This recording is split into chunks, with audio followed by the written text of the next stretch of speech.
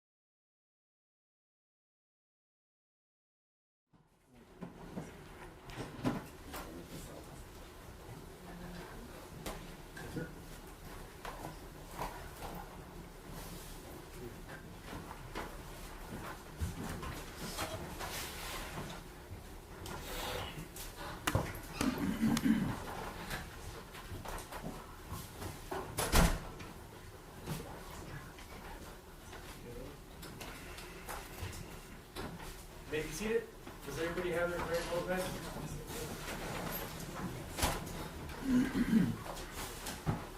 All right, welcome back, members of the jury. Hope you had a pleasant evening, had a good morning. We anticipate going through the rest of the day. Before the day's out, I'll let you know about the schedule for tomorrow. Where we last left off the fence, Yes, Your Honor. Defense calls Officer Travis Thompson.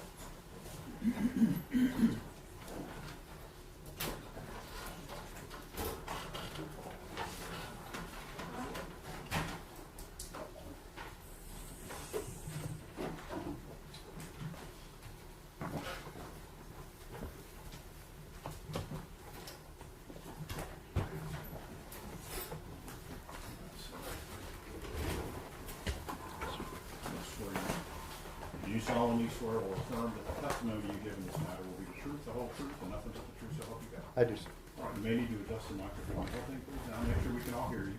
Hello. Introduce yourself to the jury and spell your name for the court reporter, please. I am Officer Thompson with the San Antonio Police Department. First name is Travis, Travis. Last name Thompson, Thompson. Defense.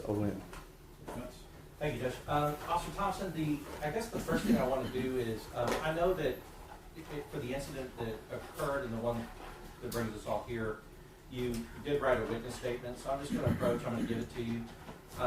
Just for you to refer to if there's any specifics or anything that might help you with your statement. Your Honor, may I approach? Yes. So, as we've told everybody, and I'm sure you know, just read silently if you need to refresh your memory, if you need to.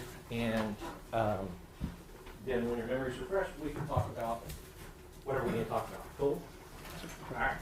So, I guess to start off, I want to go through your background, your experience. So you said that you told the jury you're an officer with San Antonio Police Department. Where are you right now? What is your assignment? I'm still currently assigned at South Tango shift. Okay, so South Tango shift, is that the same shift that you were on the night of the incident? Yes, sir. All right, and let's go back to your training and your experience. So how long have you been a police officer? I've been a police officer for about 5 years now. And when did you go through the police academy? In 2020. Which academy was that you went through? It was the San Antonio Police Academy. Okay, so because sometimes they do I don't know, AA COG. No, sir. Okay, so you went to the San Antonio Police Academy. Correct. How long is the San Antonio Police Academy? Approximately about 7 months. And when you're at the San Antonio Police Academy, what different things do you learn, and what different classes do you take? Well, we start off with just normal classes, penal code, traffic code, case law, stuff like that. And then later we go into actual tactics, driving, shooting, stuff like that. Right. So once you were done in the police academy, what's the next thing that happens for a police officer? We normally graduate from the police academy, and then we're put on an FTO phase for 3 months, 3.5 months, 3 months with an FTO, and then 2 weeks of evals, and then after that we're by ourselves. And you say you're by yourselves. I know that on the night of June 22nd, 2023, going into the early morning of June 23rd, 2023, I note that we all kind of seen that you and Officer Villalobos were together. Yes, sir. It sounds like you go out by yourself, but sometimes you're partnered up or you're put together with somebody else. Can you explain why that happens? So sometimes if we have extra manpower, sometimes we'll run what we call directed patrol, where we're doubled up, and then we kind of just monitor high crime areas and stuff like that. And then the other reason would be if we're just short on cars. If we have too many people and not enough cars, we'll end up doubling up. And could some of the reasons that you're short on cars be that cars are they're broken, they need to be fixed, they're being used on other assignments, things like that may make it to where a shift or a sector or a division or a place is short of police cars? Yes, sir. So I'd like to talk about in the police academy. Were you in the police academy? Did you go through police academy with any of these men behind you? I went through with Officer Villalobos. Right. So Officer Villalobos basically, at the time that this occurred, had the same training and experience that you had had. Correct. Yes, sir. So all right. So let's kind of move to that evening. Now, one of the things that we have seen is that you and Officer Villalobos were together in the same car that night, right? Yes, sir. And do you remember why on that particular night that you guys had to share a car? I don't remember. Okay. So but you would assume that it would be either because y'all were short on cars or it was some sort of directed patrol. Yeah, it had to be short on cars because we weren't running directed patrol that day. Okay. So short on cars, and so you two are kind of paired up together. And do you remember being on a call immediately before you respond to the apartments where Melissa Perez was? I do, yes, sir. All right. And so, Your Honor, at this time, I'd like to publish. What's the deal with those? Body worn? Yeah, video? Yeah. States involved. Video. Yeah. State Street. Have on State Street, Judge? Yes. All right, Officer Thompson, we're going to watch Stage 3, which is Officer Villalobos' body worn cam, and I'm going to have some questions for you as we're watching it.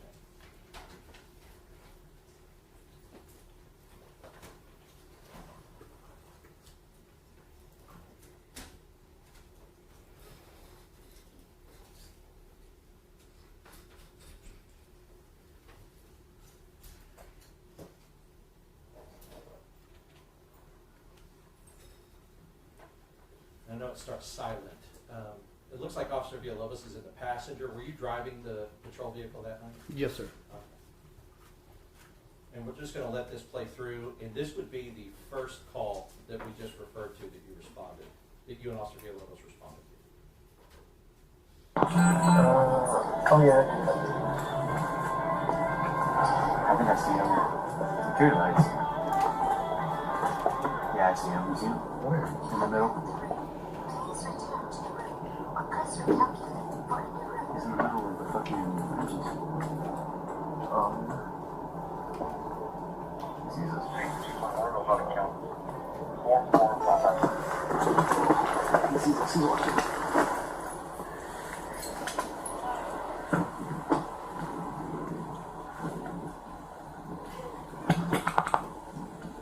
Howdy, howdy, senor.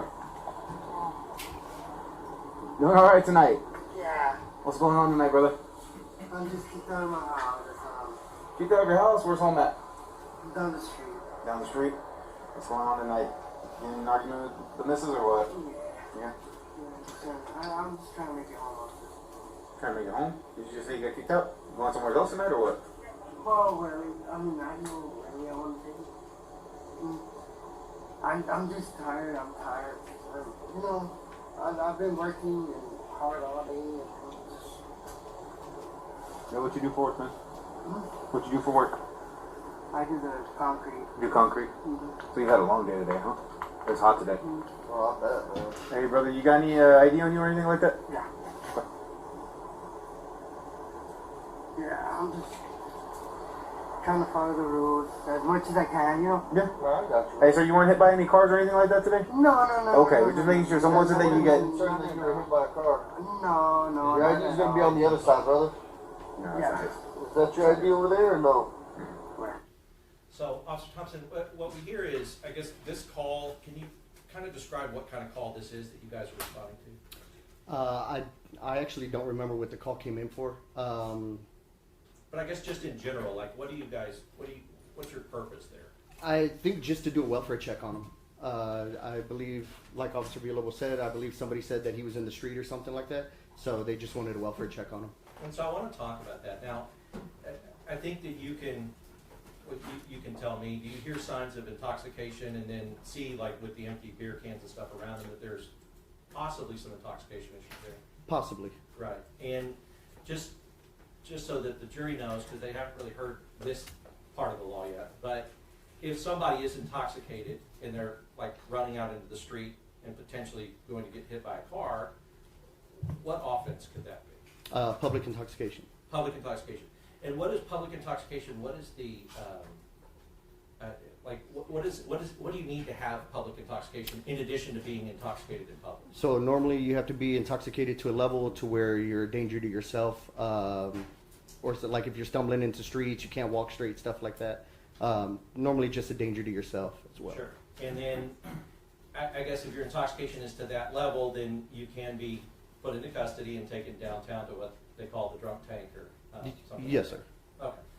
then you can keep playing. On this side? No, it's No, my it's daughter's yours? ID. But I Oh, got okay. my ID right here. There it is. And how far away do you live?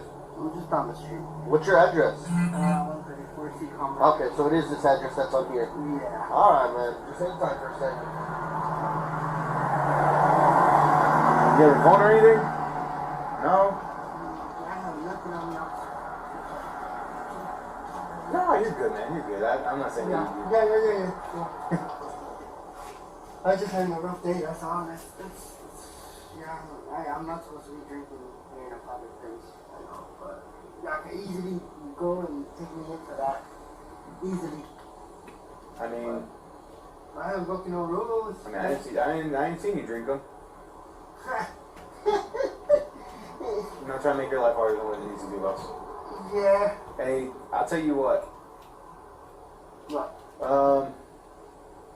Well, let's explore all avenues. But if we were to take you, because like I said, I'm talking to you, you're talking to me pretty fine. But if we were to have to take you on PI, right? Mm-hmm. Would you be able just to go somewhere for the night and just sleep there? Yeah. Okay. Because if that's the case, then that's probably what we're gonna do. If we do need to go that route, if we can get someone out here to come pick you up, we'd probably like to go that route instead of have to take you all the way down to go sleep it off. You know what I'm saying? Mm-hmm. But if not, take you. Have you ever been to the drunk tank before? No. Basically, all you do is you go in, you take a nap. Once you're sober enough to do whatever you need to do, send you on your way. It's literally just hangs out there. That's all it is. No, what's up? He's got one at Cookman. He's not too far, and he just said somebody hit him with that. Hey, look, man, stay out of the street, okay? Okay. All right, get home, man. Let's go. All right. Thank you. Sorry about that. Okay, so kind of what we saw is what was happening immediately before you got the radio call that Officer Salinas had Melissa Perez at gunpoint. Yes, sir. All right, and the jury has seen, and we're going to watch a little bit more about that. I kind of want to talk about this call. The way that Officer Villalobos is dealing with this gentleman, is that the way that you would typically see him deal with members of our community? Yes, sir. He's polite, right? Yes, sir. He's Objectively. What's his name? okay. What is his demeanor with the man that he's talking to? He's calm. He's polite. From whenever I was there, before I went to the car, he's trying to help him out, not trying to make it more difficult or anything. And is that in your knowledge of Officer Villalobos from the time that you were around him and the times that you guys crossed paths?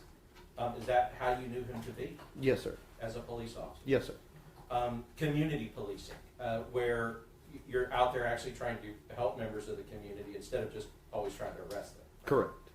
And you would also agree that if he was intoxicated and kind of going out and almost getting hit by cars, that he might need to get arrested for PI. Yes, sir. Just to protect him. Yes, sir. All right. So you get this call, and you guys immediately jump in the car. You actually leave him there, and you say, "Okay, man, get home," because you've gotten this call. Why did you guys do that? Because there was an E-tone for an officer in trouble. So. Yeah, and I know it's self-evident to you, but tell us why that would take precedence over what you were dealing with there. So, in my opinion, he wasn't intoxicated to the point where he would be a danger to himself. So, normally whenever an emergency tone comes out, an officer's in trouble, he's normally fighting with somebody or something's going on. And in my opinion, it would take precedence. It'd be the same thing if a shooting came out right down the street. Same thing would have left him there, would address that. It's a higher priority, I guess. And that's, I totally agree with you. And I think that's kind of what I wanted to explain is that you'll deal with them unless something like this happens. And then this is one of the highest priority calls that you could go out on. You would agree? Yes, sir. All right. So at any time, while we hear you get the radio, or in your memory, going to the call, or anything else, and you can refer to your report if you need to, at any time, did anyone tell you, or you in the presence of Officer Villalobos, or you over the radio, that you were responding to a woman who was in a mental health crisis? No, sir. Right. So, at the time that you arrived at Melissa Perez's apartment with Officer Villalobos in your passenger seat, What are you arriving there for? For an officer in trouble, and I believe on the radio he said that he was hit with glass, so an assault on a police officer. Right. And so is that a crime of violence? Yes, sir. Now, as a police officer, when you're responding to somebody who has assaulted a police officer, or a scene where there's an alleged assault on a police officer, is there a different response for you in how you're thinking about that call than if you were just responding to somebody who's having mental health problems? Yes, sir. And why is there a different response? Because it's an officer in trouble. So again, we don't know if he's fighting with somebody or anything like that. I think before we got there, he did say to slow down, that he was okay. We kind of slowed down a little bit, but yes. Right. And crimes of violence, especially against your fellow officers, is something that you're going to take seriously. Yes, sir. And how do you feel about a suspect if you know that they have already assaulted a police officer, as far as for your own personal safety with that suspect? I use a little bit more cautious once they're already willing to assault police officers. Right. And so now I'd like to take a little bit of time and just go through I just kind of want to go through your body cam. We're not going to go through the whole thing. Ben, whenever you're able to or ready, if we could pull his video up at 151, about 151:12.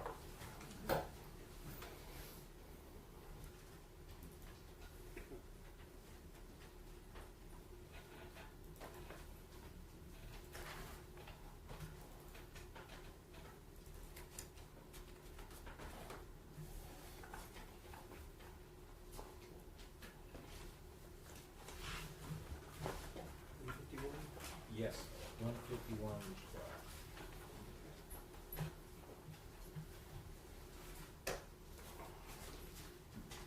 Maybe back up a little bit. Maybe just 151:00 is fine.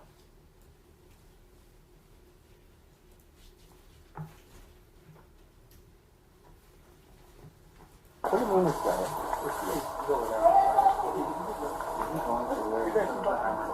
That's what I'm saying. The window never the sign? They're all open, bro. Hey, she's going around. Hey, just watch out. She's coming around right here. Okay. So I know I haven't given you a lot of context, but I think you can kind of remember what was going on before that is everybody's trying to figure out what plan are we going to have to arrest Melissa Perez. Yes, sir. Right. And so was it clear to you at this time that it was likely that you guys were going to have to go in and get her? I believe so, yes, sir. Okay. And we'll talk about it a little more and how it develops and some of the stuff you do to try to prevent that. But we can see in that little part, in that little section, that you say, hey, she's going around, and you start kind of going towards the back of the house. Why did you do that? Because I saw another officer over there. So I didn't know if she was going towards him or what she was going to do. In the, like from your body cam and this view that we have, and we've talked about this, and we're going to talk about it some more tomorrow for sure, but this view that you have on your body cam, is that a replacement for the view that you actually had with your eyes that night? A little bit, yes, sir. So, yeah, I mean, that's what we have. But is that view as good as what you could see with your eyes that night? No, sir. Right. Because your eyes see in 20/20 vision, or close to it, whatever. Yes, sir. Whatever your corrective vision is, if you have it. Yes, sir. And the body cam, you know, everybody's blurry, and it's hard to distinguish people on a body cam, right? Yes, sir. But you could clearly see these people that night. Yes, sir. And you could clearly No, see. I would ask counsel not. Sure. That's his thing. Could you clearly see the people that night? Yes. And could you clearly see Melissa Perez that night? Yes. All right. So at the time that you said she's going around, what are you seeing her do that makes you think that she's going around that time? I believe I saw her go into the hallway. Right. When you saw her going to the hallway, did that cause you concerns that you wanted to warn the people that you saw to your left that she might be coming that way? Yes. Why? Because she had already assaulted an officer. All right. So, then could you push play, please? They're all open, bro. Hey, she's going around. Hey, just watch out. She's coming around right here.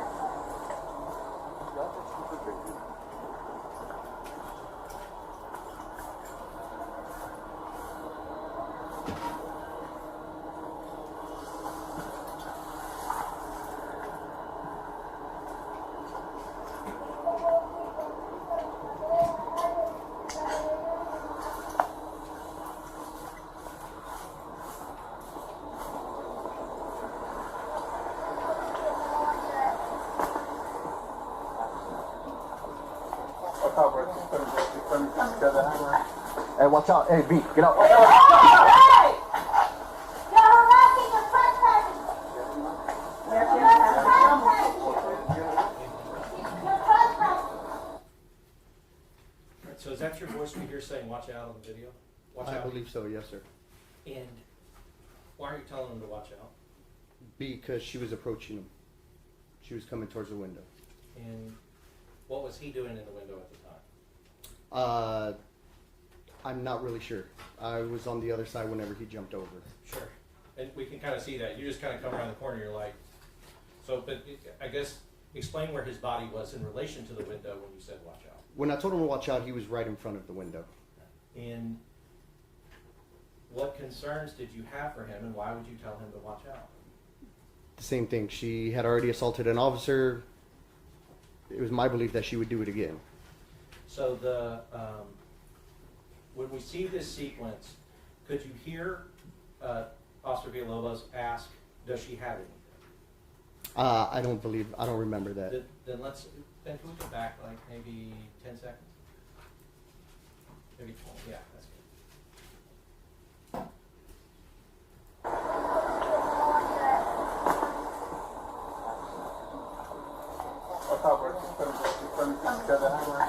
Hey, watch out. Hey, B, get out. Hey! You're harassing the trespassing.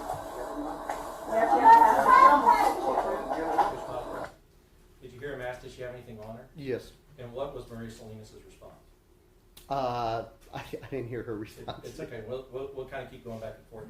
Ben, can you go back again, and actually another 20 seconds again? So I want to watch it right there. That's perfect. Hey, watch out. Hey, B, get out. Hey! You're harassing the trespassing.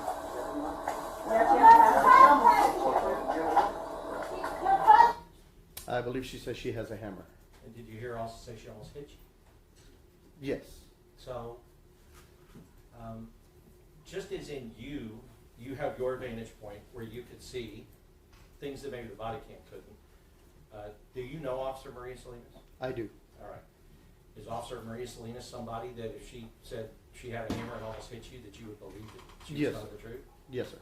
Right. Would you believe that that was something that she was actually seeing with her eye? Yes, sir. Okay. So, at this point, and there's something that Officer Villalobos does that I'd like you to explain just from a police officer's perspective. Because we've seen this video over and over. At first, when he comes out, he draws his firearm. And then he looks back at Maria Salinas, who also has her firearm drawn, and then he switches to taser. Why would he do that? I would assume because he just didn't want to hurt her. Right. And then is there, when somebody else, if he can see that somebody else has lethal on her, does that make it to where if somebody's got lethal, then he can go? Correct. That is part of our training. So, and that would be part of your training as a police officer. Yes, sir. So if he has his foot in the door and he's looking back and Maria Salinas is, because you can see that Maria is drawn on her right now. Yes, sir. Her firearm. That would be a reason for him to switch to taser because she's got her covered on the lethal. Correct. Okay. So, you were there that night, right? Yes. So, on this porch, is there a lot of room on this porch? No, sir. Okay. Because I think that the way that body cam lenses are, it makes distances look like they're farther. But when you were there and actually observing it, was everything pretty close together? Yes, sir. As far as if there's an officer on the porch, then he's got maybe a foot, couple feet of room on either side. Yes, sir. Okay. So, Ben, could you please press button? Just get back. Trespassing, you're not working. Hold on.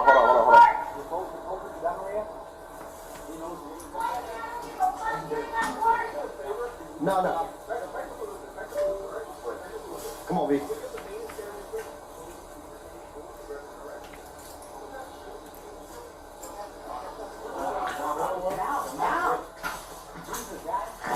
ain't got no work, and you're arresting me and my own. That's what I'm saying. Yeah, no. That's fine.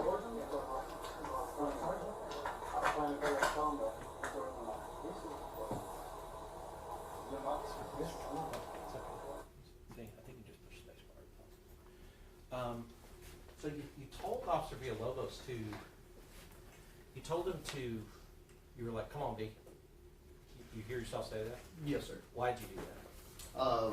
I heard somebody else saying to give her some room and just come back also. So I think we were just, at that point, we really didn't have a plan. So we were trying to get him back over so we can make one.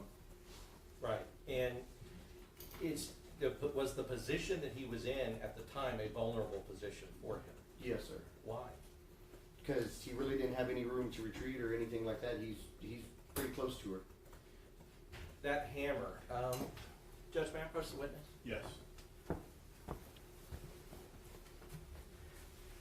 I believe this is the demonstrative hammer, but just so we just avoid taking the real hammer in and out of the bag, but it's basically the same size and weight. So can you hold that for me? That's defendant's 11. Does the hammer have heft and weight to it? Yes, sir. Somebody hits you with that hammer, no matter how big they are, would it cause you serious bodily injury if they hit you in the head? Yes, sir. Because one swing of that hammer to a skull could crack your skull. Yes, sir. Now, anybody, any suspect that is wielding that at you as a police officer, Officer Travis Thompson, on the force right now, anybody's coming at you with that hammer, are you going to respond to them with lethal force? Yes, sir. Why? Because it's a deadly weapon. And as far as that glass door that Officer Villalobos is standing in front of, is the hammer that you've just hefted, is that capable of going through that glass? Yes, sir. If somebody takes a hammer where your face is on the other side of the glass and hits the glass with it, what possible injuries could you get? If they hit the glass, Yes. you get glass in your eyes. That's pretty much going to render you incapable of doing anything else. Right. Like defending yourself. Yes, sir. Could cause permanent damage to your eyes. Yes, sir. And if you were permanently blinded, would you consider that serious bodily injury? Yes, sir. Of course. So, additionally, with the weight that you know of that hammer, somebody swings it through the glass and holds on to it, can the hammer travel also through the glass in their hand? Yes. And if it does, and your head's right there, can you be hit in the head with the hammer? Yes. So, with Officer Villalobos standing there at the time, y'all are trying to retreat, I guess, and come up with a plan to how to figure out how to go and arrest her. Yes, sir. Okay, so as you're kind of walking through this thing, you can see that there's a lot of different officers around you, right? Yes. And did you notice that there were two other sergeants besides Sergeant Flores at the scene? I don't know when I noticed, but yes, I eventually noticed. Yes, sir. And did you hear anybody, you definitely hear everybody, and we'll hear you included, talking about different plans and different ideas about how we're going to go in and do this. Did you hear anybody say, we're not going to go in and do this, we should just leave her there with this man and this hammer? Not that I remember. Right. And after somebody tries to hurt or assault a police officer, or does assault a police officer, is that a good reason to arrest that person? Yes, sir. And are they allowed to hide in their house and stay away from the police in order to avoid being arrested? No, sir. Of course. Ben, could you please move forward? Thank you. You ain't got no warrant, you ain't got no jurisdiction to harass me in my apartment as a civilian man. Doors unlocked.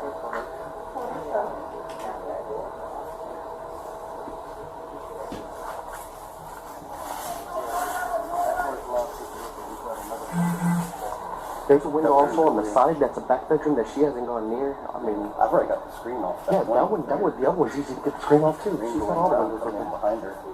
Keep her So- occupied out here.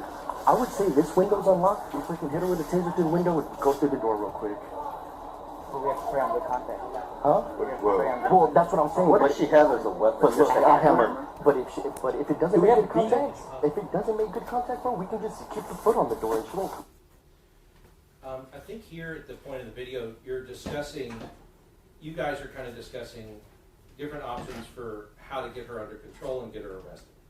Yes, sir. And would you consider that the options that you're trying to discuss and that everyone around is trying to discuss is trying to do something that's not lethal to just get her arrested? Nobody's trying to hurt her. Yes, sir. And that's why you talked about the taser. Now, with the taser, At this point, when you're talking about that back bedroom, that she's not really going back that way, do you know, or were you aware that there was a bedridden old man in the bedroom between the back bedroom? At this point, no, sir. You didn't know that? I did not know.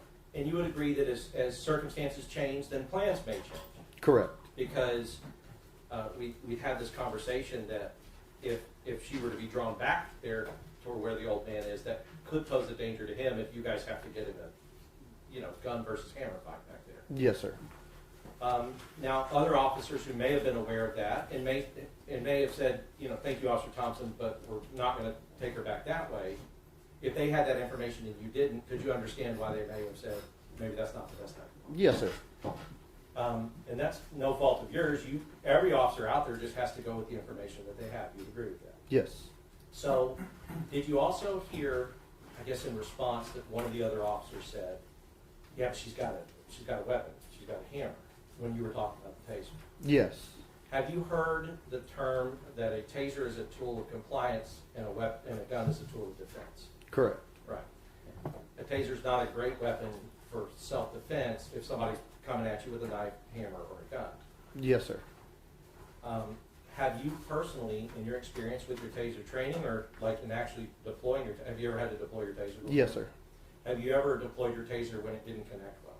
No, sir. So every time you've been able to deploy your taser, it's connected? It's only been one time, and yes, sir, it connected. Okay. Have you had training that there can be problems with the taser connecting properly? Yeah, I've seen it multiple times. Yes, sir. So you've seen other officers that have tried to deploy the taser and it didn't connect? Yes, sir. If the taser fails to connect, in your experience, can that affect the way that does it affect the way that it affects the person you're trying to tase? No. And I guess what I mean, maybe I can ask it a different way. If your taser fails to connect, is that person going to be controlled by the taser? Oh, no, sir. Right. Yeah. And that's because it needs the good connection in order to put the electric current through the person in order to get the compliance. Yes, sir. Right. As far as, I guess, have you noted in the video so far, have you noted her kind of behind the TV and kind of discussing and talking to you guys behind the TV? Yes. Now, when she's behind the TV, I mean, you can kind of see her from the neck up, right? Yes, sir.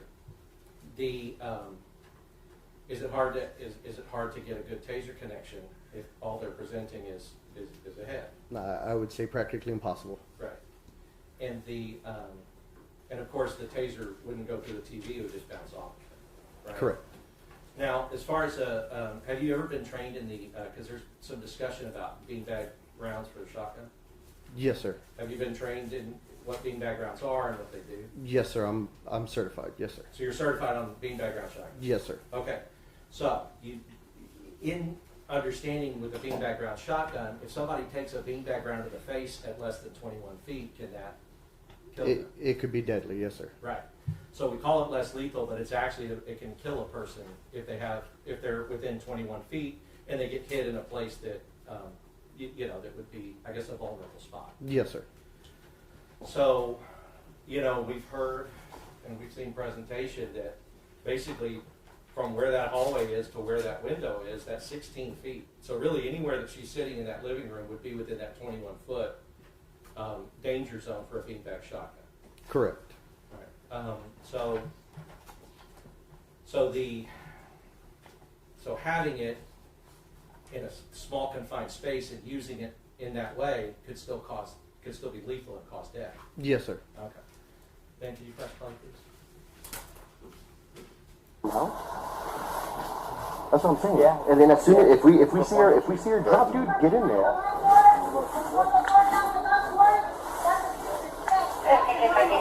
Yeah, he threw something at one of our officers. Yeah, that makes sense.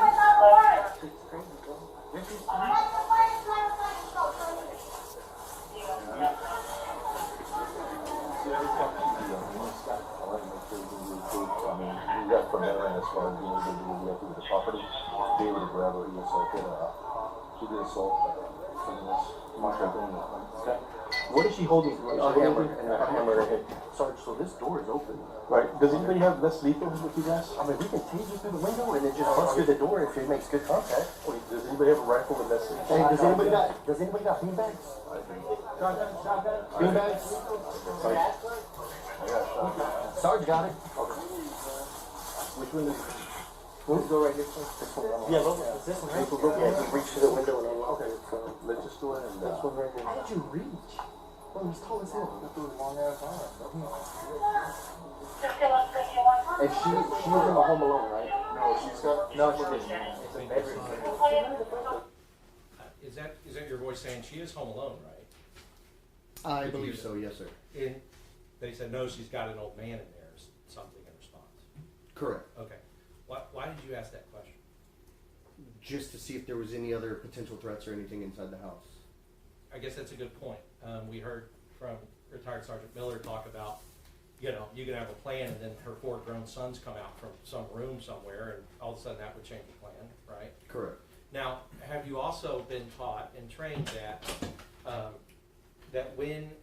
if somebody is either helpless or not able to fend for themselves, that is a consideration in the totality of the circumstances for what action officers need to take? Yes. All right. And so a bedridden old man in this bedroom that's between the back bedroom and the living room, would you consider that as part of the totality of the circumstances of what everybody's out there trying to do that? Yes, sir. Is it important, and do you have a duty to protect innocent life? Yes, sir. And you also have a duty to arrest violent offenders. Correct. Right.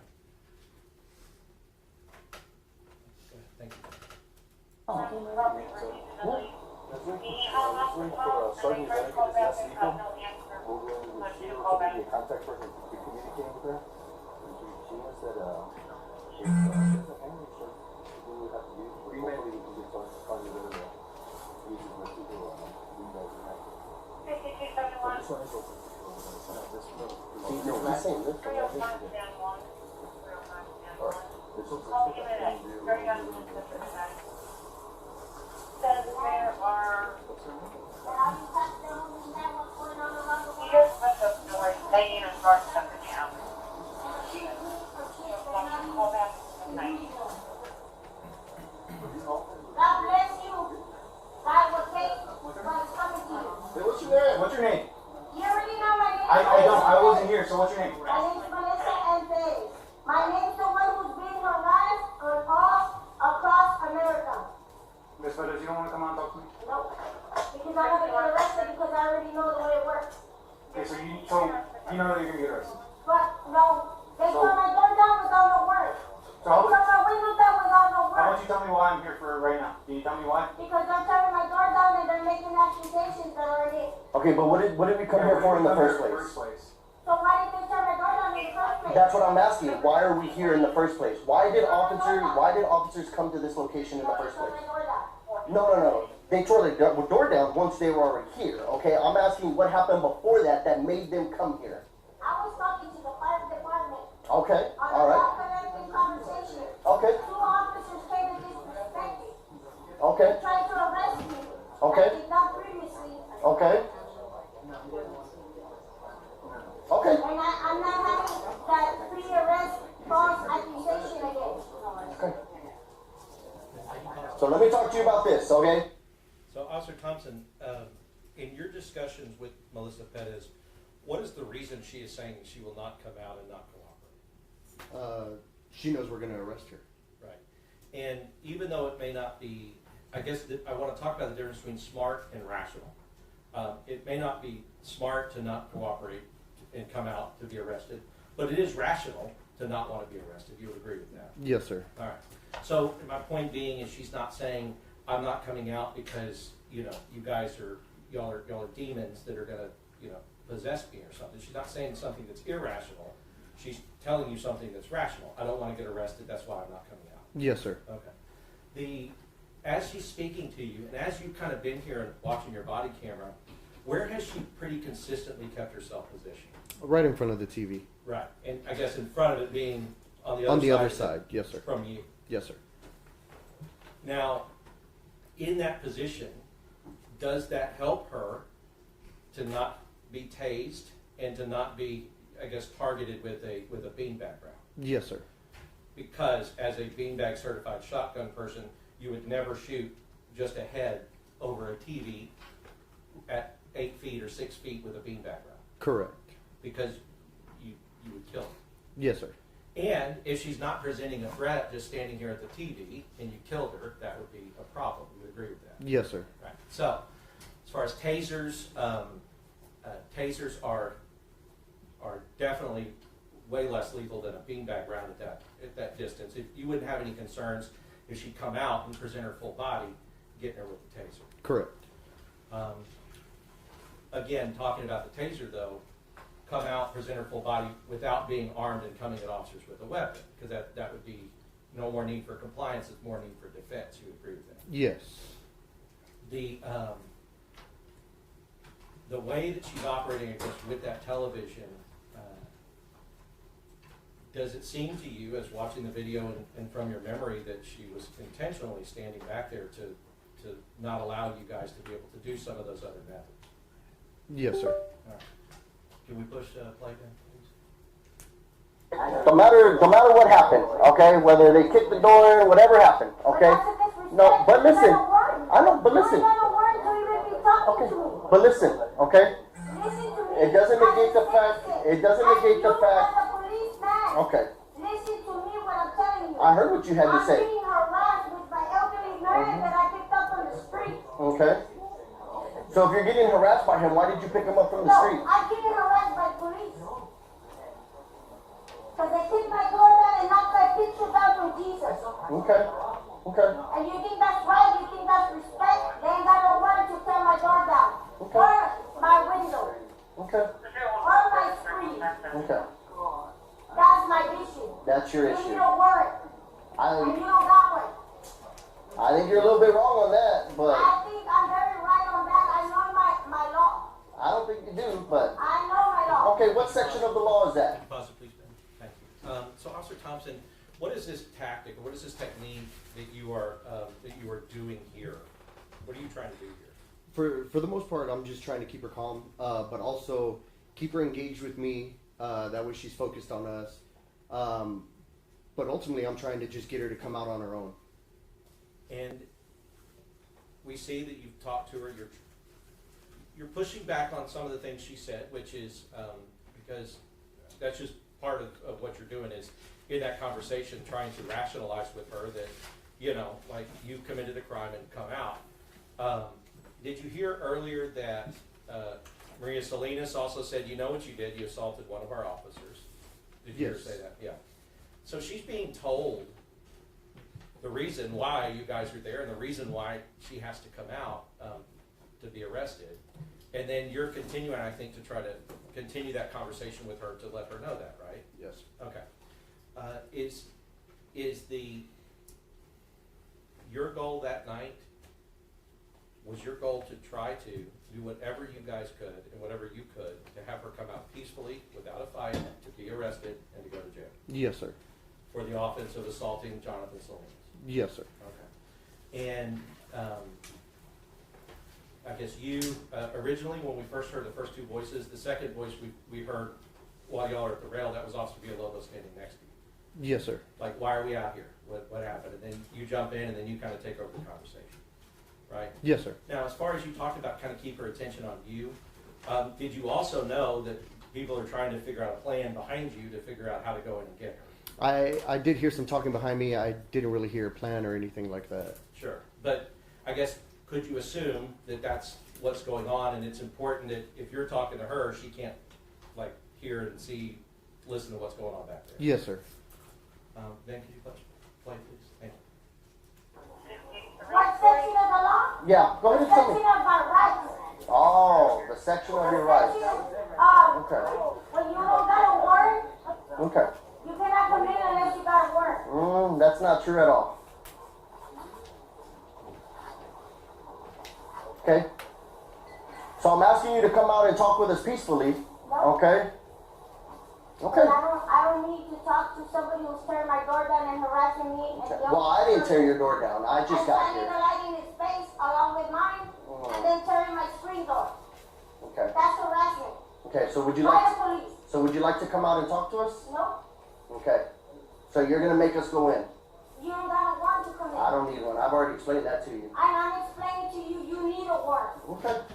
Well, we'll see what the judge has to say about it. We'll Okay. see- We'll see. We'll figure it out at that point. What Okay. the world has to say. Can you press Okay. pause?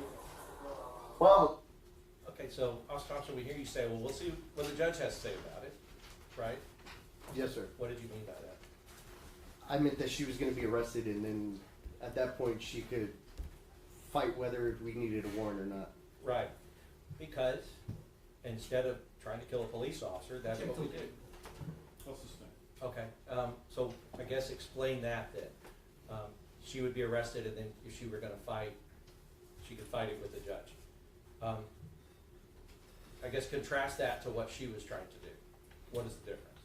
So she just didn't want to come out. She believed that we didn't need a warrant, and there was nothing that was going to change her mind at that point. And was she willing to, I guess, assault police officers in order to prevent you from arresting her? Yes, sir. And as far as with the judge, you know, like, have you seen or heard about a motion to suppress? Yes, sir. Okay, and do you know generally that is, somebody comes to court and says that arrest was not a good arrest, or that evidence you seized was not good evidence because you needed a warrant? Yes, sir.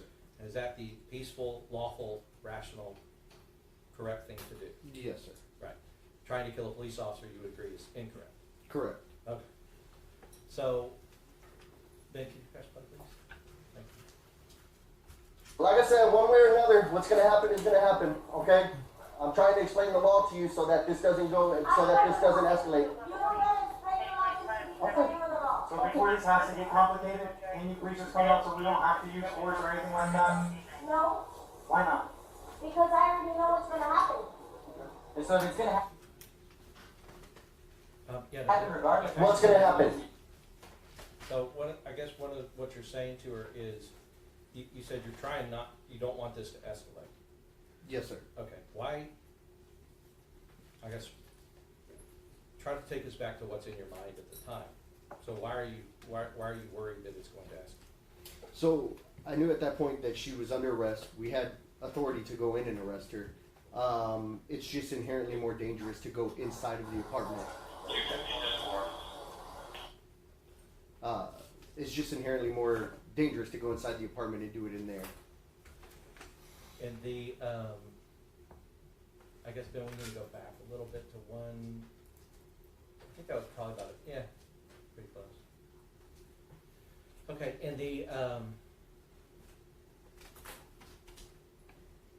and so if you're trying not to escalate, is that another way of saying that your conversation here is an attempt to de-escalate?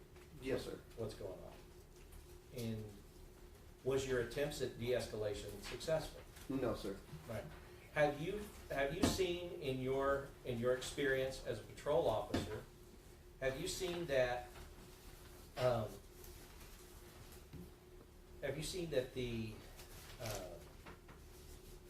that when somebody is intoxicated, like heavily intoxicated, that it hinders your ability to de-escalate situations? Yes, sir. Why is that in your experience? I'm not really sure. Just normally speaking with really drunk people, they don't listen to reason. There's really nothing you can say. They just believe what they're going to believe, and there's nothing else you can do about it. And was that experience that you've had with heavily intoxicated people, is that similar to the experience you're having on video right now with Melissa Perez? Yes, sir. All right. In this conversation that you had with her, did she ever tell you that she's Elvis's daughter? No, sir. Did she ever tell you that she had been kidnapped by the cartel? No. All right. Did she ever tell you that the FBI was listening to her through the wires in the fire alarm? No. Right. And you would agree that basically the times that you were around her were the times that Officer Villalobos was around her, because you arrived at the same time. Yes, sir. All right. and we can see on the other officers whether or not she had ever said that in their presence. But I guess my point being is, to you, right there, not on a mental health call, is she acting like an intoxicated, violent suspect? Yes, sir. All right. So, Ben, can we push that? And so if it's gonna happen regardless. What's gonna happen? What's gonna happen? Tell us what is gonna happen. Like previously, I've been arrested Mhm. for false accusations. Okay. I'm not having it anymore. This isn't false. You threw something This in is here false on the officer. accusations because you came and tore my door down. Okay. Okay. We're trying to be very patient with you and very If you want to cordial. be conventional, Mhm. you respect that elderly man that I picked up from the street, Mm-hmm. and you respect my property, and you respect my apartment. We are trying to. If you would just come out, then your apartment, nothing's gonna happen to it. You want me to come out so you can arrest me? Well, it's either you come out and we arrest you, or we go in and we arrest you. Well, I'm not. You know what? I'm not going that way. I'm not going 45 days again for false accusations because I've been there, done that 3 times.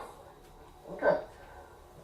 All right. Well, like I said, we try to do this very peacefully. You need a warrant. No, we You don't. ain't got no warrant. I promise you, I don't. So if we had a warrant, you come out peacefully? If you had a warrant, You let come the out. judge give you a warrant. Okay, so hold on. Hypothetically, if we had a warrant, would You need a warrant. Don't act stupid. That's what I'm saying. What if we had one? Would you come outside? You don't have a warrant. Okay, but if we had one. If we had And you had a warrant for what? This, And you had a warrant for what? So now. Exactly. You don't even know for what. All right, I guess you know that was Officer Alejandro saying, well, okay, what if we had one?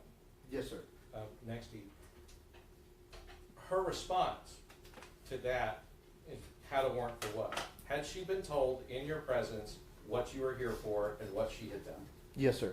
And that was assaulting a peace officer. Yes, sir. So, even though she had been told that, when Officer Alejandro said, well, what if we did have a warrant?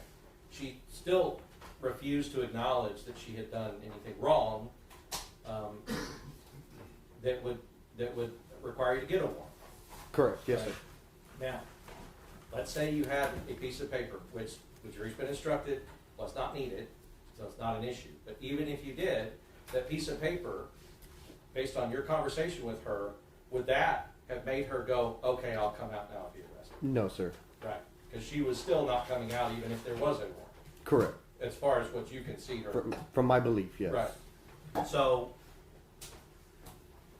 if there was a piece of paper that was with you guys on the scene and maybe one of the sergeants was holding it in his pocket here, would you still have to go in and get it?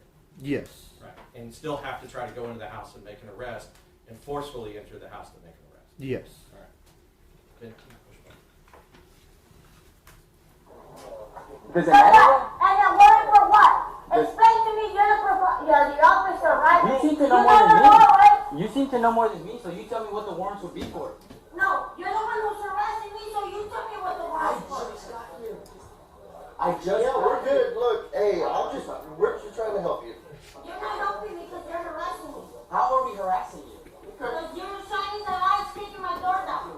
Are you sure that was me? That was the other gentleman. They kicked my door down and I Okay. kicked it down. Is your door kicked down right now, though? They kicked it down. They If tore you- down pictures and they tore off the screen. If it was kicked down, we'd be inside. Don't you think that makes sense? Don't act stupid because you know what? I'm That's not. rolling. What's rolling? That's ridiculous. What's Don't rolling? embarrass yourself, sir. I'm asking you what's rolling. The camera. What There's camera? cameras rolling, trust me. What cameras? There's cameras rolling. Where? Tell me where they're at. Especially for the officer who took down my door. Well, tell me where they're at so we can make sure we get that as evidence. Don't you I think? have plenty of evidence. Exactly, and now we'd like to see that because if we're in the wrong. Which positive fit? Okay. So, Officer Thompson, as it seems and appears that now Officer Alejandro's kind of taken over trying to speak to her. You've spoken to her for a while. You haven't gotten through to her, obviously. Yes, sir. Right. So now Officer Alejandro's trying to speak to her in the same way, keep her engaged, keep her occupied, keep her in that room so she's not roaming around or going somewhere else where the other officers are. Yes, sir. Right. And then I guess you see, I believe it's Sergeant Flores, but you see somebody come up and tap Alejandro and say, did you hear kind of what he was saying? I wasn't able to tell what he was saying. It's hard to hear, but obviously, because this is pretty close to when things happen. But, tapping him and saying, hey, does it look like he's communicating like, hey, this is what we're about to do? I would say so, yes, sir. Then can we go back a little bit? And then Alejandro confirms, he goes, okay, and still talking. I got plenty of evidence. Exactly, and now we'd like to see that, because if we're in the wrong. Okay. Does it seem like he's being communicated, okay, this is what we're gonna do, and he says, okay, Yes, sir. all right. Can you push play? Thank you. And so if we have all this evidence. Hold on, B, hold on. You ain't got no work. Oh, Okay, so right here, and we can see that Melissa Perez is pointing at Officer Villalobos. Has everybody been able to see her hands and to see that they were empty immediately before she's pointing? Yes. All right. We've asked this question before, is it better to go against an armed suspect or an unarmed suspect? Unarmed. And at the time that she's discussing it, and that she's been talking to you, from all you could see, she doesn't have that hammer in her hand. Yes. Now, this is going to move kind of fast, but I want you to just, if you could, keep your attention on Melissa Perez and watch what she does as she sees that Officer Villalobos is coming over. okay, watch out. Move. Watch out. Go, get him. Hey, watch out, B. Pause. Okay. Now, Judge Manny Stillwell, Yes. so were you able to see that she kind of has her hands where the officers can see him? She sees him come over and she starts running back looking like she grabbed something. Yes, sir. Right. Now, because of what we see right here, we know that she had to get off the TV, turn around and run back, and then grab the hammer before then coming back to use the hammer. Yes, sir. All right. So then if we could back it up again and then just play that and we'll play it through the first shot. Hold on, B, hold on. You ain't got no work. Oh, okay, watch out. Move. Watch out. Go, get him. Hey, watch out, B. All right. Now, is that you saying, watch out, B? Yes, sir. Why are you saying that? Because I saw her running towards the window. And did you see what she had in her hand when she was doing it? At the point, not until she raised it over, I did not see that she had a hammer. Okay. So you weren't even aware she had the hammer, but you said, watch out, B. Yes, sir. Now, once you see her with it like this, you are aware that she has it. Yes. And were you able to see her break that glass with the hand? Yes, sir. Now, Ben, can you go back a little bit? B, hold on. You ain't got no work. Oh, okay, watch out. Move. Watch out. Go, get him. Hey, watch out, B. Okay. In that part of the video, do you see Officer Villalobos like trying to open the door? I didn't check. okay. I Can didn't we go see back? it. Sorry. No, it's fine. There's a lot going on. Hold on, B, hold on. You ain't got no work. Oh, okay, watch out.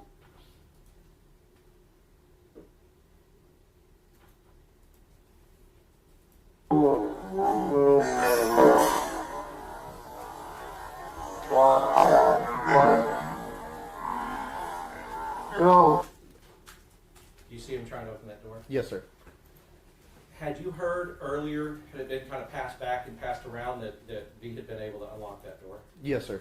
Was that, in your mind, at the time that this is happening, in your mind, was that door unlocked based on what you had heard? I would assume so. Yes, sir. Right. Now, because you didn't try it yourself, but Officer Villalobos and others had said, Sarge, the door's unlocked. Correct. And you were aware of that too. Yes, sir. And he's acting as if he believes it's unlocked Yes. by trying to open it. Yes. Rather than trying to kick it or something. Yes, sir. All right. Can you go forward, please? Get him. Hey, watch out, B.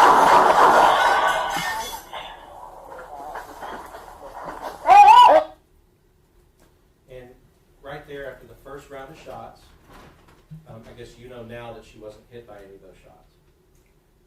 Yes. Right, because because she goes back and then she runs back again, and that's the second volley that we see. Yes, sir.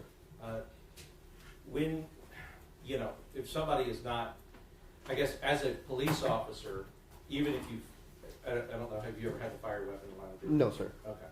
But are you trained that, you are medically trained, I know, because you helped give medical assistance after she was shot? Yes, sir. All right, so you know that it's hard to tell for police officers if they've had to use their weapon. It's hard to tell if the person has been shot or not, Yes.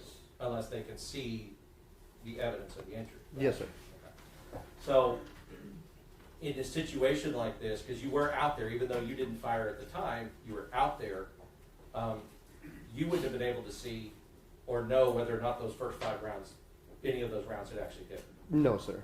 And the other officers wouldn't know that either, I would assume, yes, sir. unless you could see that there was actual evidence of injury, or unless she reacted in a way that showed that she got shot. Yes, sir. I'll refresh. So, Dave, did you press button?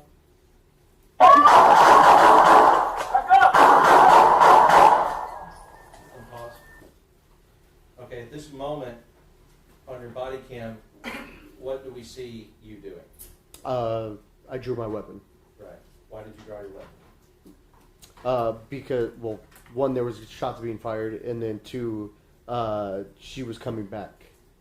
And as far as you know, at the time that you're drawing, and even though shots are fired, are you still able to know for sure whether or not any of these shots have hit her? No, sir. Okay. And then Ben, could you go forward a little bit? She's down. She's hit. I know she's hit. Watch out. Let me get over. Put the hammer down. Hey, hold on. Put the hammer down. Hey, she still got the hammer. Push pause, Ben. Okay.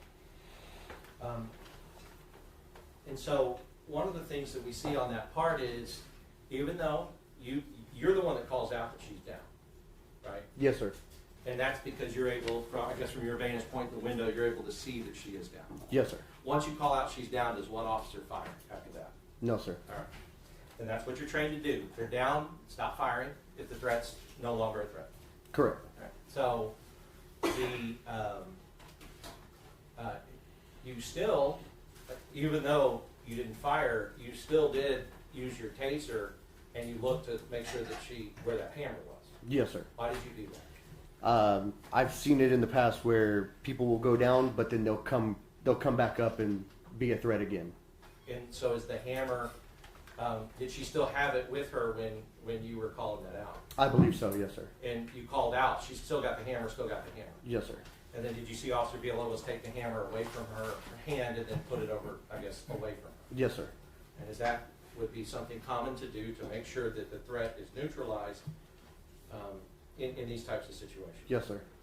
And we have seen, and we've asked other people about it, but and I believe it was probably you. We won't go through it and watch that part, but that you handcuffed her after she had been shot. Yes, sir. I know that for people who aren't used to that, that might seem cruel or something that you shouldn't do, but tell us about your training when it comes to that. Yeah, so like I said, she could still potentially be a threat, so we always handcuff them in order for us to provide first aid or whatever else we're going to do. And did you do everything, once you got in that apartment, did you do everything that you could, and did you observe Officer Villalobos doing everything that he could to preserve her life after she was shot? Yes, sir. Was it important to you to put, like the chest seals and the other medical aid that you were rendering, was it important to you, even though she was a suspect, even though she had attacked an officer, even though she had been shot, was it important to you to do everything in your power to preserve her life? Yes, sir. And can you assume that Officer Villalobos, who has the same training and was reacting in the same way you were, was doing the same as well? Yes. Officer Alejandro, I believe, also came in to try to render aid before they were taken out, because they've been the people who actually fired the shots. Unfortunately, you weren't able to. Their aid you were able to render was not enough, and she didn't survive. But was it your goal and your hope that she would? Yes. So, I want to kind of, since you were there, you had an angle that was just right to the left of Officer Alejandro, You could see Sergeant Flores, your sergeant, and you could see Officer Villalobos, who was your partner for that night, over the rail. You could see their positions, and you saw and you were witness to the shots that were fired. Were you in any of their positions, would you have felt it reasonable and immediately necessary for you to use deadly force on Melissa Perez? For sure for Villalobos and Flores, since they were inside the patio. Right. And for Alejandro, would you believe that Alejandro would have to use deadly force in order to protect his sergeant, in order to protect Officer Villalobos? Yes, sir. So you're talking about, for those two, it's protect themselves and their own life. For Alejandro, it's to protect the third person. Correct. And do you have a duty to protect your fellow officers, even if you may not be the person that's in immediate danger? Yes, sir. And for instance, one of the reasons you drew your firearm is because if she did continue to present a threat to Alejandro Villalobos or Sergeant Flores, then you would have shot her yourself. Yes, sir. Mhm. I'll pass it. Thompson, good afternoon. Right, members of the jury, let's take a short break. All right, for the jury.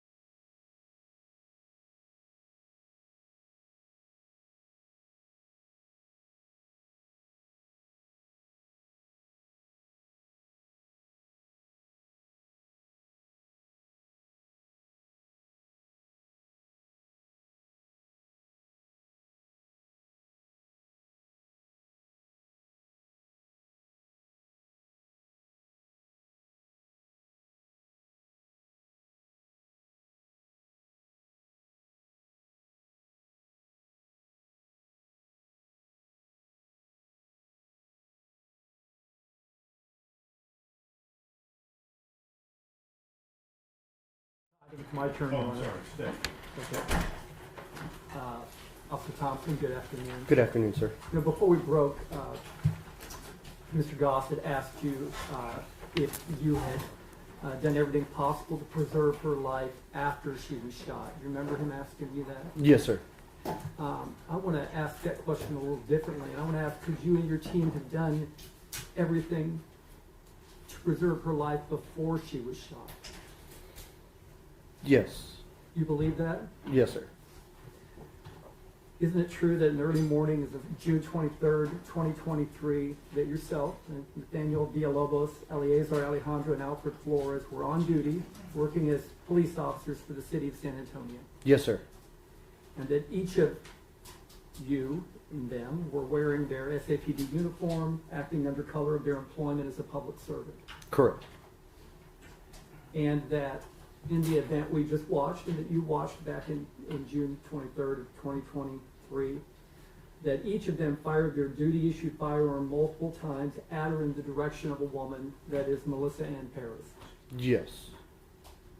And as a trained police officer, you were aware that by pulling the trigger of that firearm, it would cause an explosion of gunpowder that would propel a bullet rapidly in her direction. Yes. And from your training and experience, firing a bullet at someone is an act clearly dangerous to human life, is it not? Yes, sir. And that for every bullet fired at Melissa Perez that did not strike her was nevertheless a threat of serious bodily injury to her, wasn't it? Yes, sir. Would you agree that it's a higher offense to cause the death of someone than simply to threaten them with serious bodily injury or death? Yes, sir. Are you aware that when a bullet strikes a human being, that it will rip through flesh and cause serious bodily injury or death? Yes, sir. In fact, have you personally seen the damage that a bullet can do when it strikes an object? Yes, sir. And you have the same training, likely the same experiences as these men, Yes, sir. right? And as a police officer, have you had a lot of training with your firearms? Yes, sir. I mean, does it require weekly or monthly proficiency testing? How often? Yearly. Yearly? Yes, okay. sir. And it's a requirement in the academy to be have proficiency testing, right? Yes, sir. And it doesn't just include how accurate you are, but how you use your firearm. Correct. And when to use your firearm. Yes, sir. Because it's important. Yes, sir.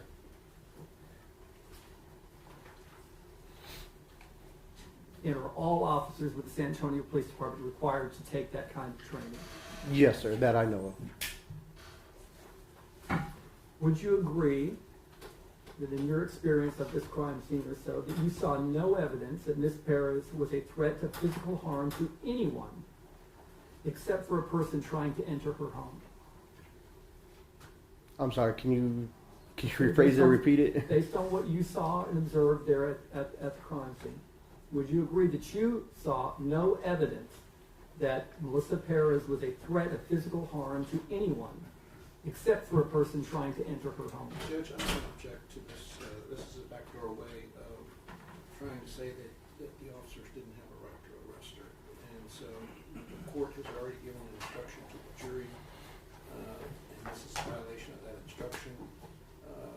It's not relevant under 401, 402, 403. And it's a backdoor way of trying to say officer created peril is the cause of death. And we'd ask that the objection be sustained and the jury be instructed to disregard. You can rephrase the question. Well, yeah, his perception is not my question, Your Honor. Right, that's why I'm asking you to rephrase. Did you see any evidence of Ms. Perez being a threat of physical harm to anyone except for the officers trying to enter into her home? Objection, he's still trying to make it contingent upon the officers trying to make an arrest, and this is improper given the court's rule. Well, yeah, the only relevance to that question is to try to, again, suggest to the jury that the officers did not have the right to enter her home, which it's been, I don't know how much further we can establish that that is just not the case. She had no right to use force to defend her home.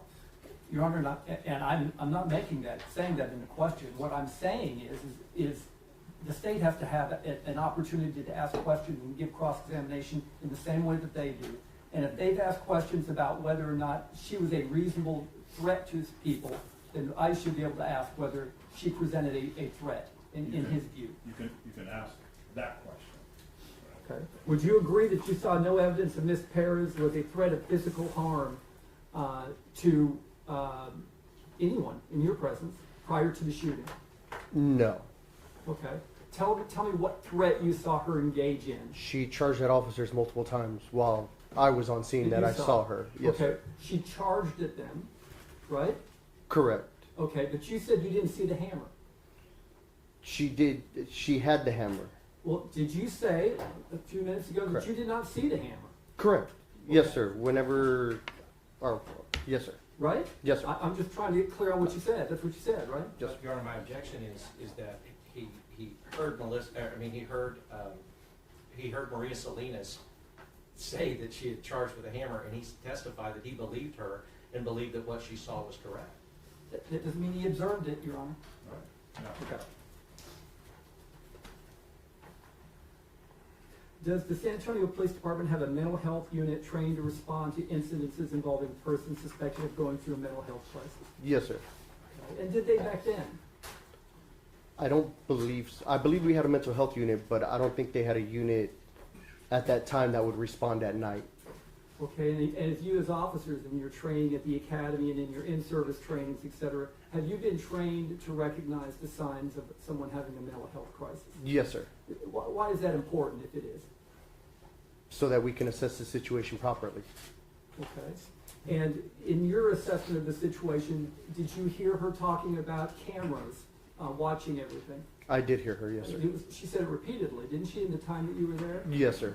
Okay. Did that clue you in on any kind of suspected mental health issue? Objection. They were all wearing body cameras where everything is on video. I mean, of course there were cameras everywhere, and of course she knew that at the time. I don't think it's a fair question. That's not a legitimate objection, Your Honor. All right, let me hear the question. I'm sorry? Let me hear the question. You can ask the next one. Okay. Would you agree that her persistent and repeated comments about there's cameras, the whole world is watching, I've got cameras, or everything's being recorded, a clue that there perhaps could be a mental health issue? Yes, sir. Okay. And would you agree that her seemingly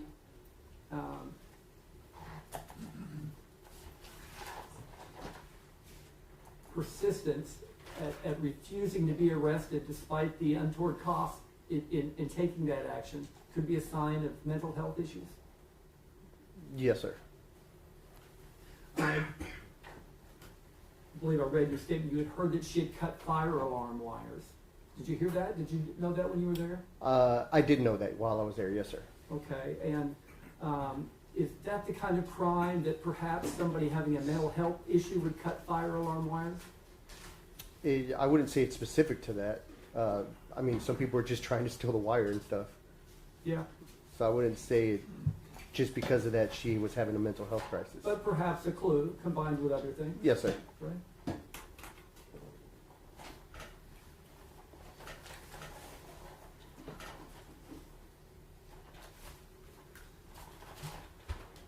Okay.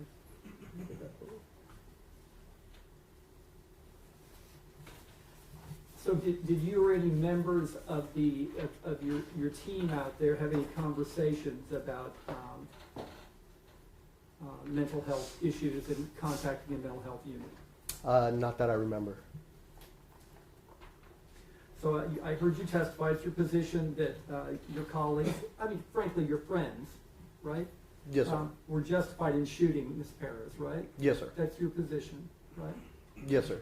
And you know you went to the academy with Villalobos, right? Correct. And you were assigned to the same patrol area of town? Yes, sir. Would you see her every day? Would you see him every day? For a little bit, mainly just at roll call. Okay. And it's not your testimony that their conduct was an accident, right? Correct. It's not your testimony that these officers acted involuntarily in shooting at her, right? No, sir. I mean, from what you've described and your reasons for your conclusion, you know that they shot at her intentionally, Yes, sir. right? And Judge will stipulate that it was intentional. Of course it was intentional, and there's no dispute whatsoever over here that it wasn't. And you and the other officers at the scene were not surprised that Melissa Perez would charge at the door when the officers came in and sought entry, when Officer Villalobos and Officer Flores attempted entry. That wasn't a surprise to you, right? It was kind of a surprise to me. I mean, you've known she'd done that at least twice before. Yes, sir. Right? Yes, sir. I mean, it was certainly something that could have been anticipated. Wouldn't you agree? Yes, sir. I mean, actually expected. I don't know if I would have expected it. Okay.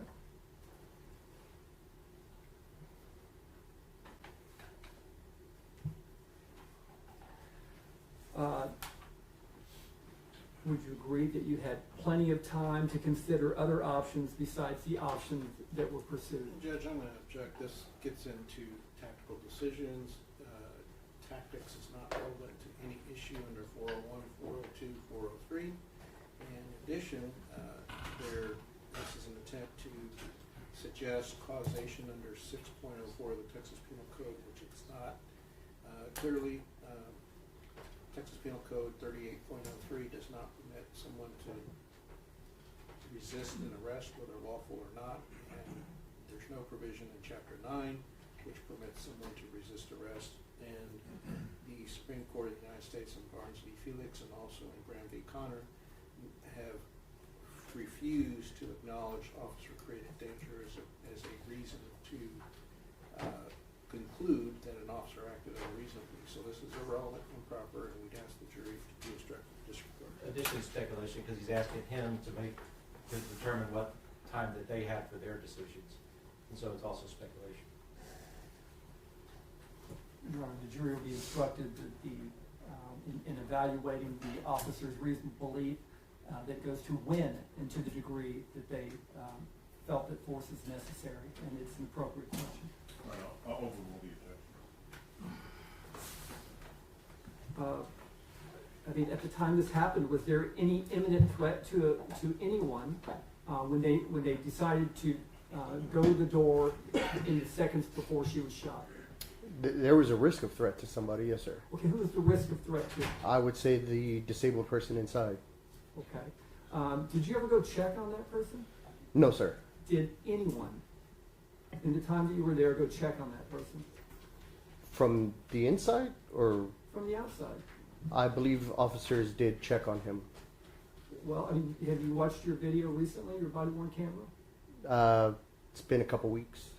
Your Honor, the witness is correct. The officers did go check on him. We've all seen that happen several times. Your Honor, we can't have counsel testifying. If he wants to leave this area and come to this area, we welcome that. All right. About to get For the next question, there's an objection if there's not an objection. Well, yes, Your Honor, but I guess it's an unfair question, is what I'm saying. So it's an argumentative question the way that he's asking it. Okay, let's hear the next question. When you arrived at the scene, you kind of went around the perimeter of the building, did you not? Yes, sir. Okay, and then when going around the perimeter of the building, you approached the patio. Correct. You wandered off to the left. Yes, sir. You skipped the very next window, right? Yes, sir. You went to around the corner of the building and peered into the far bedroom. Is that right? Yes, sir. And it was empty. Yes, sir. Had bunk beds in it. I believe so. Yes, sir. You pointed out, you said so there, that those windows were all unlocked or open. Yes, sir. Right? You recognize that, right? Yep. And then you walked down further down the perimeter of the building and looked into her bedroom. I don't remember, or which one is her bedroom, I guess. There was another room next to the one where the bunk beds were. Okay, yes, sir. Okay, and those windows were open. Yes, sir. Right? I mean, you looked at that, right? So you could see in each one of those windows, they were all open. Yes, sir. Right? Okay, and then you went back and you met with Sergeant Flores and others and discussed what you had seen. Yes, sir. Right? And in the course of that, you didn't even realize that there was an old man in the bedroom right across in the very next room from where the living room was. Yes, right? sir. Never Correct. looked in there. No, sir, I did not. Okay. And then after some events had happened, you then learned, after everyone had decided you're going in to arrest her, that there was a man in that room. Yes, right? sir. I mean, you'd already decided we're going in to get her, Yes, sir. right? Okay, and so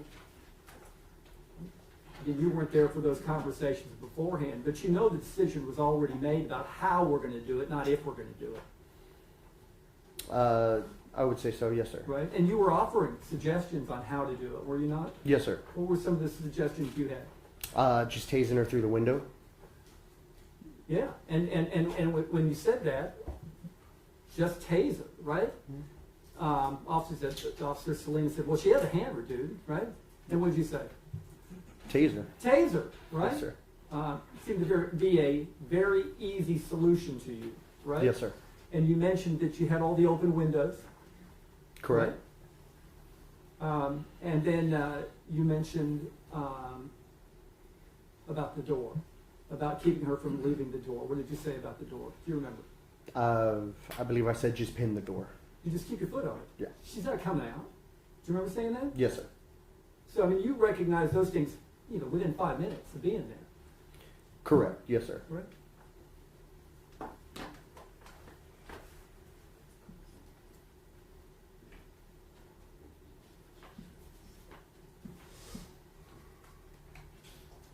So, would you say if the concern was for the old man in the other room, who you never saw, granted, is that true? Yes, sir. Okay. Did you know where he was positioned in that room? I did not know. Would it surprise you that he was right next to the open window? I don't know where she was positioned, or where he was positioned. Yeah, but I mean, if you had 15 officers there and you were concerned about his well-being, couldn't his well-being have been protected by having an officer stand right next to him outside the open window? They could have. Yes, sir. I mean, really, wouldn't that be very protective to be standing right next to the man? Yes, sir. Right? And would it surprise you that during videos of other officers, she can be seen carrying the hammer around into the apartment, into his room, and not a single officer goes to that room because they're concerned for him? Would that surprise you? I wouldn't know. Okay. Okay, would it surprise you if they were afraid for her? If they were afraid for him? That they wouldn't come to protect it, to come to his aid? I'll object to speculation, and we all know that it would be impossible for us to see her come into that room with a hammer without an officer being there. Those are the only cameras that were present. So it's speculation, and it's just an impossibility, so it's an argumentative question. Okay. Whether you saw it or not, okay? If you as an officer, all right, believed that there was a helpless person in a room next to where Melissa was, right? And you know you had an abundance of resources and officers and devices that could be deployed to protect that man. Wouldn't you take the action to do so if you had a genuine fear that something would happen to him? I think that's what happened. You think that's what happened? I think that's what happened. Okay, from what you were told later? No. Because you didn't have that reason. Well, the reason that we were going in to get her was to protect him as well. I'm saying, don't actions speak louder than words? Yes. Right? And in fact, if you listen to the words are, we're going to get her because she assaulted an officer. That's why they were going to get her. Correct. Right? The words were never, this man's in danger. Mm-hmm. I've seen her pose a threat to this man. Let's protect this man. Did you ever hear that said? I did not. You did not. And you didn't see any efforts to protect that man, other than arresting her. Yes, sir.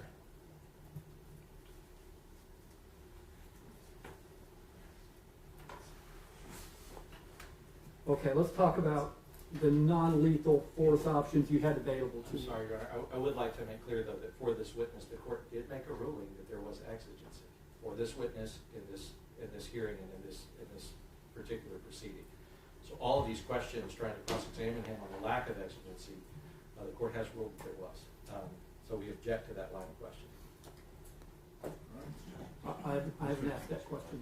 Well, that's what all those questions are, is questioning him about whether they actually thought that the old man was in danger. The court ruled that the old man was. So, Right. They've asked all their witnesses about these same things. I can simply ask these same questions about what was being perceived as the reasons for their entry. Yeah, I'm gonna say that the door was open to it, so I'll let the state outside. Now, you could have engaged and employed a plan that took advantage of some of the non-lethal force options that you talked about a moment ago. Correct. Tasers, Correct. right? Shield, Yes, sir. right? I don't know if we had a shield on scene, but yes. Okay, I mean, think about it. You know what a shield is, Correct. right? Consider whether a shield would be an adequate protection for somebody that feared an impact weapon such as a hammer. Okay? Okay. Would you say a shield would be a pretty effective device against an impact weapon like a hammer? If you're able to block it, yes. Right? I mean, certainly someone who is physically more gifted or trained, handing a shield, could protect himself or herself from someone 5'1", 130 pounds, from being threatened by serious bodily injury or death by having that shield, right?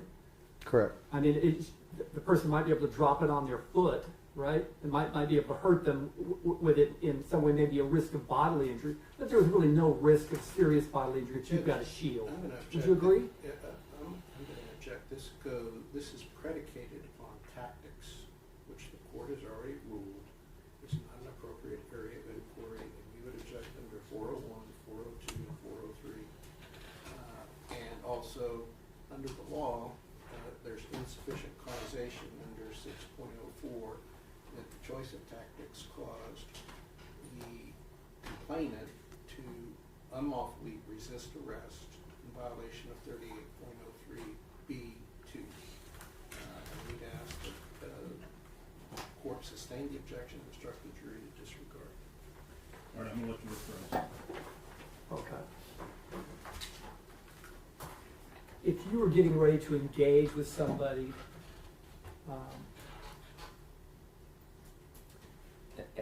who had an impact weapon, like a hammer, right? Okay. And you felt that the danger, that would provide a danger to you, this confrontation with the person with a hammer, let's say, right? Okay. And you had a shield available to you, okay? If you were truly afraid of the person with the hammer, would the shield be a resource that you would like to deploy? Objection, Your Honor. This is an improper hypothetical. The defensive justification must be viewed from the standpoint of the defendants at the time. There's no evidence whatsoever that the defendants had possession of a shield or had control of the person who purportedly had a shield. So this is an improper hypothetical and does not go to the issue of justification as the facts are presented, and it's an improper hypothetical. It's not relevant under 401, 402, or 403. Your Honor, the body-worn cameras have already been admitted. You could hear Officer Villalobos mention the shield that's present right there at the scene. I don't know where he gets that from. Your Honor, could I take the witness on board? Yes. Just because I don't know. Officer Thompson, have you been, do you carry a shield as part of patrol, or have you ever been the shield guy? I've been trained, yes, but Okay, so normally I don't have it with me. You do have training and experience with the shield? Correct. And the shield, would that be like a standard kind of police issued or department like ballistic shield? Yes, sir. And when they train you on a shield, they train that the shield is for guns, shooting at the shield. Correct. Right.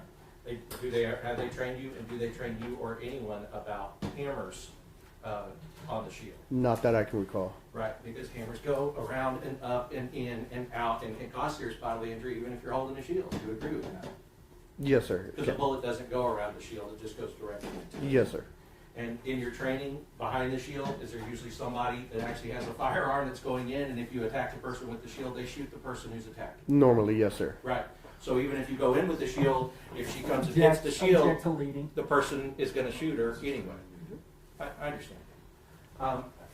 That concludes my report.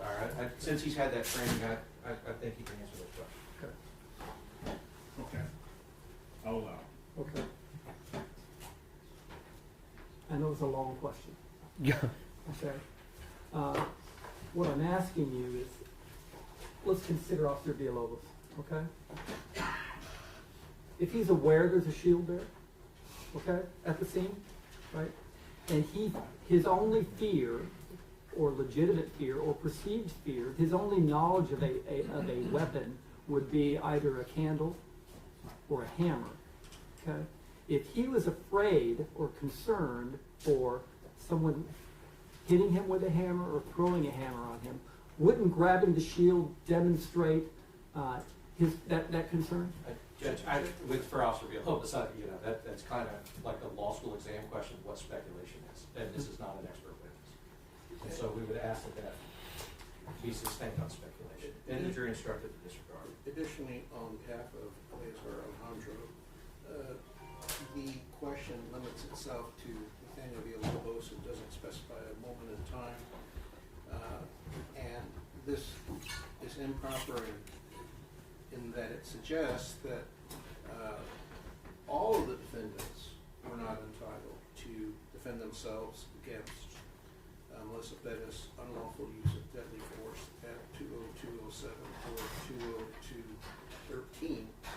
And we have to reiterate that there is no court opinion or statute that says that tactics are relevant under Rule 11, 401, 402, or 403, that tactics vitiates a defense under 9.31, 9.32, 9.33, or 9.51. So this question misleads the jury on the issue of justification. No, this question goes to rebut his claim that he did not believe that these officers had that they had a reasonable belief that they were in danger of serious bodily injury or death. That's what he testified to. Judge, if I could make it clear, he testified that if he were in the position of any of those officers, then he would reasonably believe, because I made it specific to him. What this question is doing is saying, first of all, Officer Villalobos didn't know there was a shield out there, so I think that the whole premise of the question is wrong. But second of all, it's asking if Officer Villalobos wouldn't, if he were scared of something, then he would have gone and he would have gotten a shield and he would have done all this stuff if he were scared. That is not, this is not an expert witness, and that is not something that he can answer anybody. It's speculation. All right, so if there was a shield that was available, state, would there be a legal requirement for the officers to use it? No, what I'm saying, Your Honor, through this witness, through the question is if you knew you had a shield, right, and you recognized that, and you were afraid of an impact weapon like a hammer, okay, and you had a shield right on the other side of the railing, right, if you genuinely had that fear, you would have taken that shield with you. If you didn't have the fear, because you felt like you could handle it without the shield, then that speaks to the culpable mental state. And Your Honor, we would additionally object on the grounds that what the state is attempting to suggest is that we disregard the holding in Graham v. Connor, which is that the officer need not be factually correct, he just needs to be objectively reasonable, and he is not judged from the standpoint of 20/20 hindsight that decisions are made in a split second. So this line of questioning attempts to circumvent that holding by our Supreme Court. All right, I'll sustain the speculation.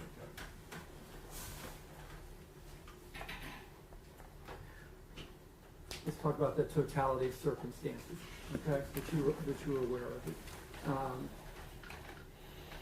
It was your understanding that the reason for the officer's persistence in arresting Melissa Perez was because she had assaulted Officer Salinas with a glass candle.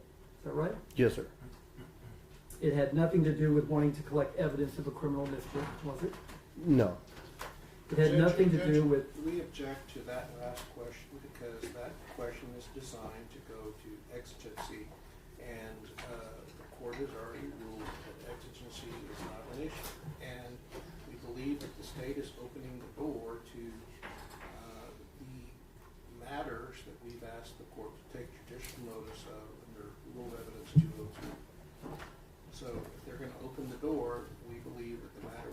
asked for judicial notice of should be admitted into evidence at this time.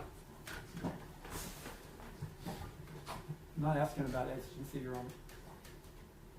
Your Honor, we do object to speculation, though, because he was asking about whether or not Sergeant Flores and the other sergeants out there were going in based on criminal mischief or whatever, and he would know that. All right, I'll sustain. Well, Your Honor, just, the defense has introduced all this evidence of finding evidence of criminal mischief in her apartment. That would not be relevant then, for you to have admitted it, if the state can't respond to it in this way. Well, it's just he can't respond to it by asking this witness if that's what the reason that they were going in or felt that there was a reason to arrest her. Yes, you can ask him if he has personal knowledge about what was discussed. Yeah, and I'm asking you personal knowledge, right? Yes. From your personal knowledge, did the entry into her apartment or the attempt to arrest her have anything to do with collecting evidence of the criminal mischief? Your Honor, we would object. This is a backdoor way of circumventing the court's rulings. It's not relevant under 401, 402, 403. I'll allow that question. I'm sorry, could you repeat? Sure. To your knowledge, the efforts to go in and arrest her had nothing to do with wanting to get into the apartment to collect evidence on a criminal mischief case, did it? No, sir. It had nothing to do with wanting to extinguish the lit candles in the apartment? No, sir.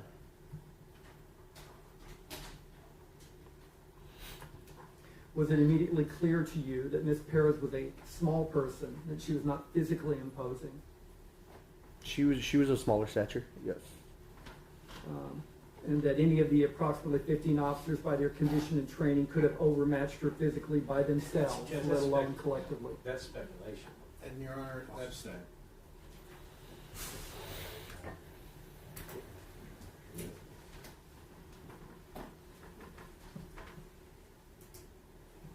I mean, when you first arrived, you were told about her having a hammer, and you remarked, just taser. Didn't you? It happened a little later, yes, sir.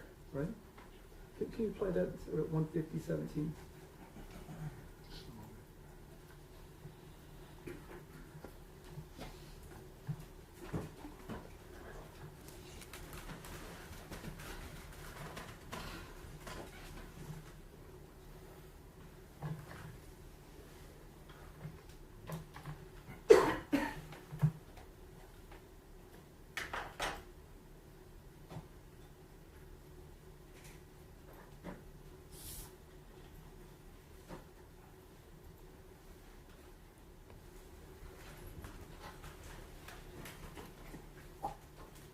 Yeah, 3102.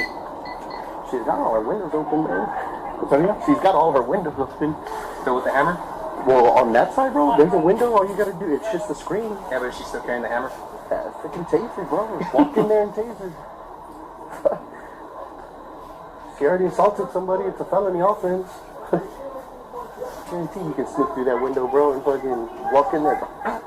Hit her with a taser real quick. Do you have a warrant?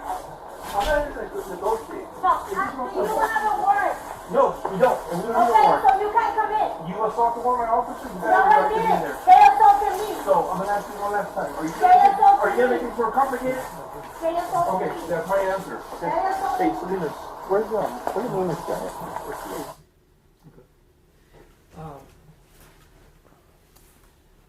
In a couple of minutes from now, not even a minute, Sergeant Flores walks away from that, and you walk down toward the other end of the apartment again. Do you remember that? Yes, sir. Okay. And then you kind of are walking around and turning the corner as Officer Villalobos is pulling himself out of the window. Do you remember that? Yes, sir. And when you saw Melissa race to the window when Officer Villalobos was pulling out, you didn't see her try to hurt him, and you didn't see her threaten him when he stood in the patio, did you? No, I assumed she was rushing to the window for a reason, but I didn't see a hammer or anything. Okay. You didn't see her threaten harm to him, No. right? She didn't say anything that she wanted to hurt him, right? I don't remember. I don't and believe you didn't so. see her try to hurt him. No.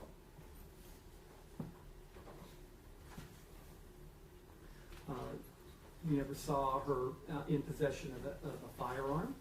No, sir. You never heard anybody talk about her having a firearm? No, sir. she didn't have any way of concealing that she had a firearm on her? Not that I know of, no, sir. Wasn't even discussed that that was a potential risk. No, sir. And, I mean, otherwise, you know, the 15 or so officers that stood there by the rail,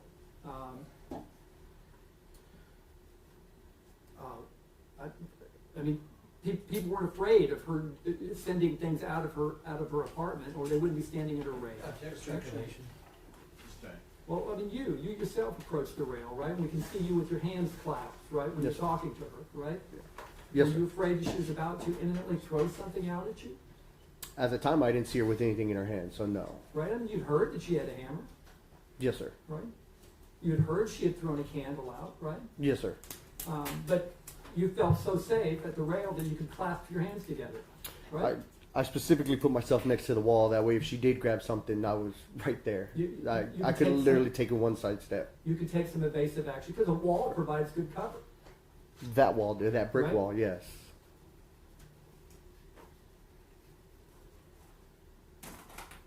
And so there you can see there's a wall between the window and the door in the patio area, right? Yes, sir. And that wall is large enough to provide cover to an officer from any object held by Ms. Perez, right? I wouldn't say that. It's a pretty small wall, so if she's reaching out the window, she could easily get to somebody. Okay, would you see her reach out the window? Whenever she came through with the hammer, yes, she came out the window. You saw her come out the window? Her arm came out the window. From what I remember, yes. At which point? At what time? When she hit the window with the hammer. Okay, so this is later. Correct. Before, this is Yes, later, sir. right? Yes, So sir. the only time you saw her hand instead of reach out would have been after she broke the glass, Correct. right? Yes, sir.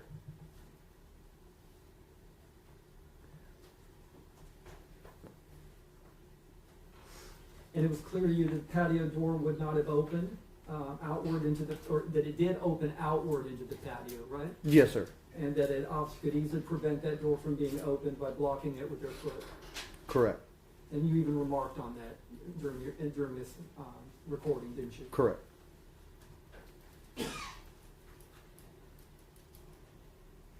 So if Villalobos or Flores had actually feared that an item would be thrown at them, they could have easily have taken the ballistic shield with them when they decided to cross over into her. Objection, compound question, speculation, and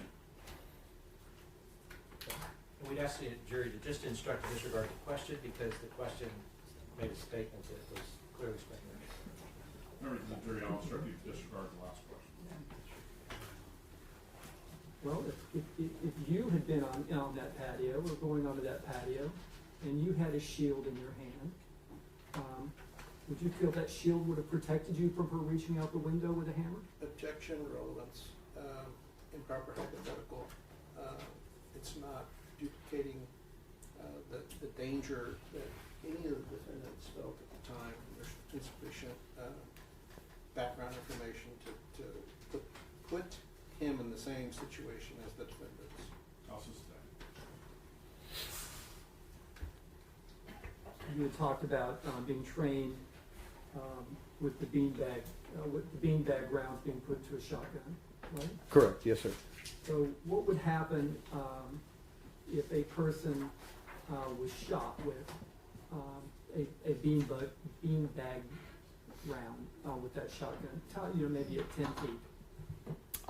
It would cause a severe amount of pain. Yeah. Could it prevent a charge? It could.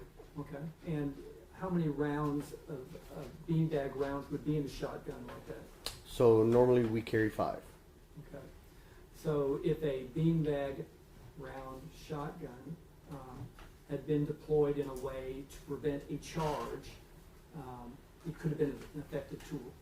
Judge, I'm gonna object. This again is an attempt to blame the officers for their tactics when the cause of the use of force clearly was that the complaining witness illegally resisted arrest under 38.03b2, which is not permitted, and it's not relevant under 931, 932, 933, or 951, that the officer's tactics caused the criminal behavior that triggered the justification in this case.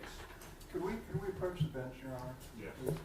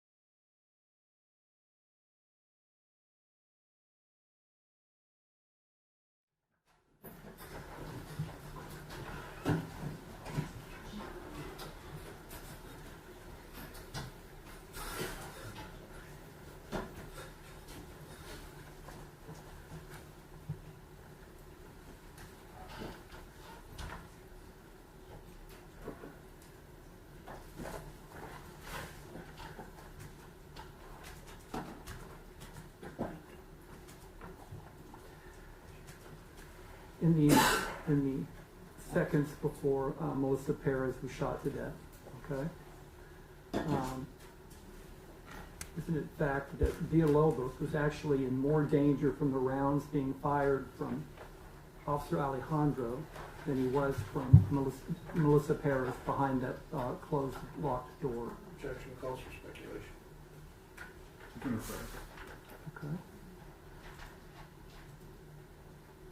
Okay. Have you seen that part of the video? Which part, sir? Can you show? Put on the. On his video. Okay. Put his one.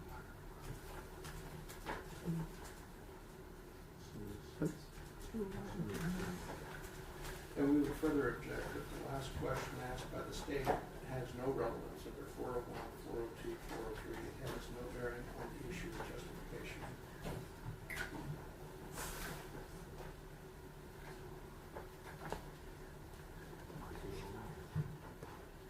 Probative value. Sir? What's the probative value?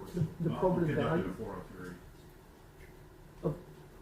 On the 403 about whether Officer Villalobos was actually in danger of serious bodily injury or death at the time he fired the 3 shots into the wall he run. That's pretty probative. That wasn't the question. He's misstating what his previous question is. He's taking a leap in time. All right, so let's get back to something. Let me show you the video here real quick. Okay. Yeah, we'd be inside. Don't you think that makes sense? No, that's stupid because you know what? I'm not. Rolling. What's rolling? That's ridiculous. What's Don't rolling? embarrass yourself, sir. I'm asking you what's rolling. The camera. So we can. Okay, watch out, watch out. Move. Watch out. Go, get him. Hey, watch out, Bijou.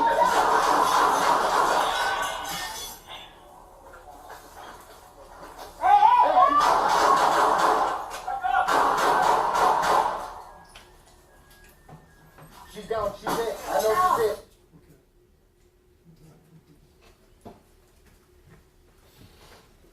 Now, from the position of Officer Villalobos, right? Isn't it true that he has rounds being fired at him from his left from Officer Alejandro? Yes. Right? And he's got rounds being shot from his right from Officer Flores. Yes. Right? And in your training, what are you trained about firing into an area where you cannot see what you're firing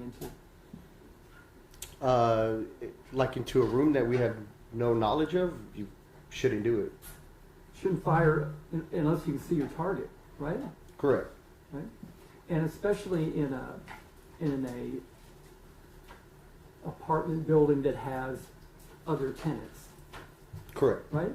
I mean, is that dangerous to more than just the person on the other side of the wall? I'm just going to object on relevance because Officer Villalobos is not in charge with endangering any other tenants, and they have a charging instrument that does not say that any other tenants were at risk or in any danger from Officer Villalobos' shot. So to ask those questions would be irrelevant, and then under 403, it would the probative value is almost zero because that's not what we're here for, and they have never alleged that he endangered them. And the prejudicial danger is high because he's making a suggestion that he shouldn't have any right to make based upon his own charging instrument. And Your Honor, additionally, I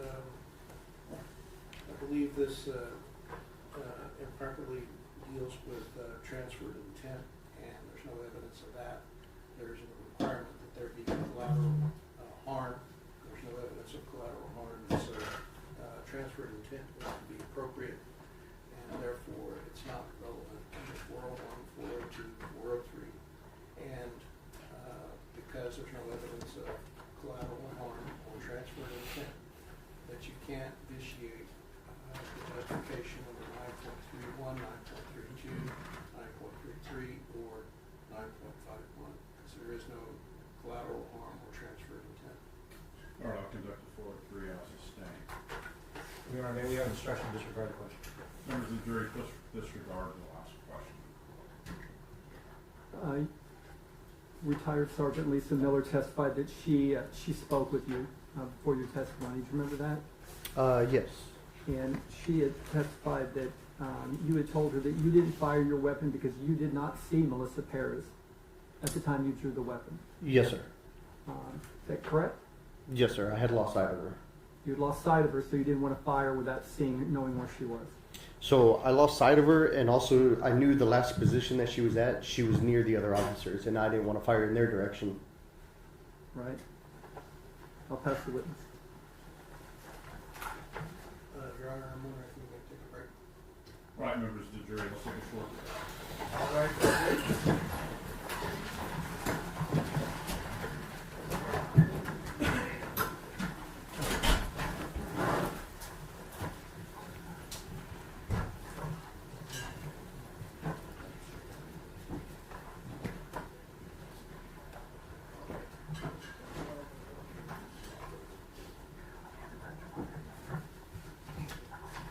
May you be seated?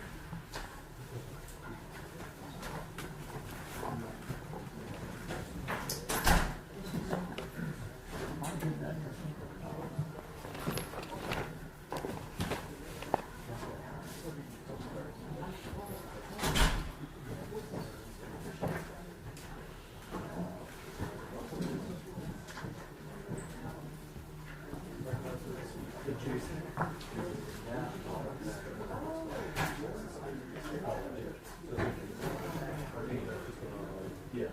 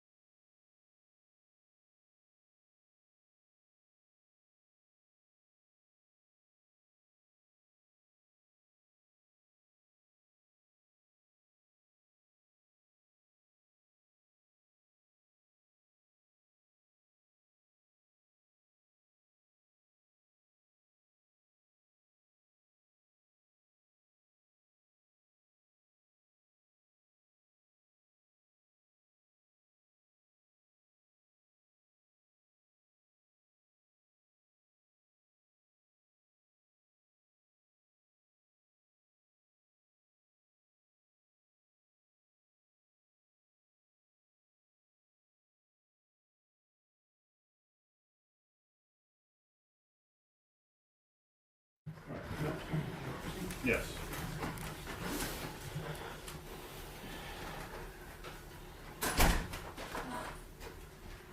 So, Officer Thompson, you recall that the state asked you certain questions about whether or not you were afraid at a particular point in time. Yes, sir. All right. So, before I ask you questions about that line of testimony, what I'm going to represent to you, that I'm going to show you still frames from your body-worn camera between 2:02:04 more or less to the time that Melissa Perez struck the window with the hammer, and also going to show you similar still frames from the following officers: Vince Gomez, Andrew Lamb, Robert Ramos, Jesus Rojas, and Jonathan Salinas and Dallin Young, that they were present at the time, correct? Yes, sir.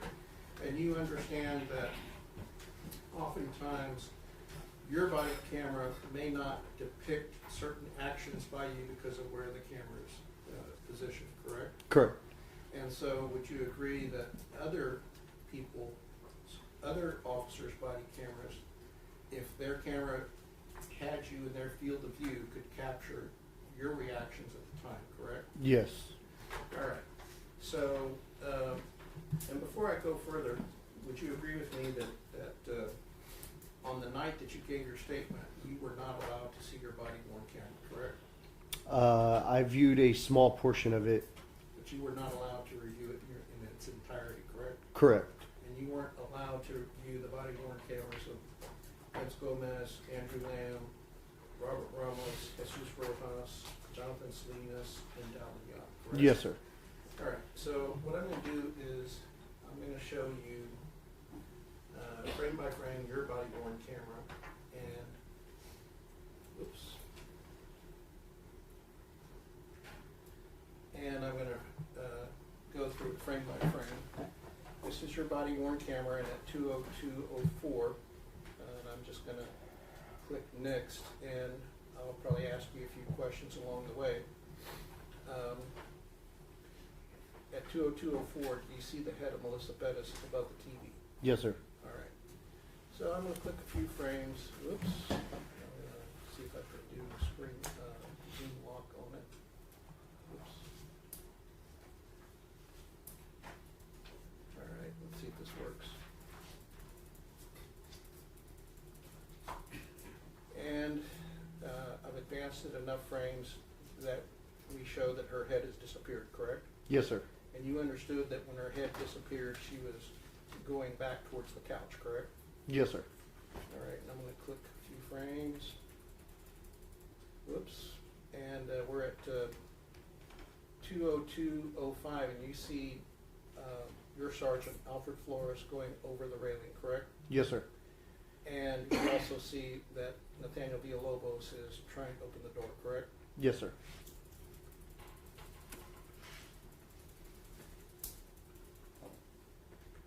And we're at 2:02:06, and we see the head of Melissa Perez appear, correct? Correct. And would you agree that tells you that she's coming back towards the window? Yes, sir. All right. And I don't know, I've advanced probably about 10 or 15 frames or so. What did we see in the last 10 or 15 frames? Melissa Perez approaching the window with a hammer.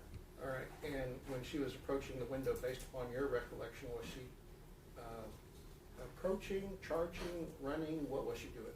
She was charging. All right, and can you elaborate what charging means to you, to the jurors? I guess I would just say that she's closing distance quickly. All right, and in your recollection of events, is that aggressive? Yes. Is that cause for concern? Yes, sir. All right, I'm going to click a little bit more. What did we just see after about 5 or so frames? She's got the hammer over her head, and she's getting closer. All right, and so would you agree that if your body camera was able to capture her raising the hammer and swinging it overhead and getting closer, your eyes were able to perceive that as well? Yes, sir. All right, and when you saw her getting closer and raise the hammer, can you tell the jurors whether that increased any apprehension on your part that she was going to use the hammer as a deadly weapon? It did. I'm sorry? It did. All right. And explain why. Because it looked like she was going to hit one of the officers. All right. And I'm going to click a few more frames. And did you see what you did with your left hand? I did not, no, sir. All right. Okay, do you see what you're doing with your left hand? I took it off the railing. All right. And that happens in 1 or 2 frames, correct? Correct. And what are we seeing now at 2:02:07? Her breaking the window with the hammer. All right, and when you say breaking the window, do you see the cone of glass particles coming out of the window? Yes, sir. All right. I don't know if we're at the end of this, but we'll go to Vince Gomez's. It's going to take a while for this computer to bring it up.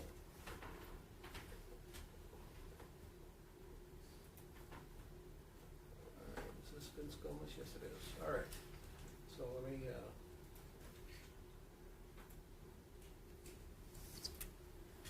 see if I can lock the. All right. This is Vince Gomez. Is this you where I'm putting the cursor? Yes, sir. All right. And just for the record, you're on the far left, and then to your right is Eleazar, and then in the middle we see Alfred Flores going over the railing, correct? Yes, sir. And then on the far right we see Nathaniel Villalobos, correct? Yes. All right, so I'm going to click a few frames. Let's hope I have this set correctly.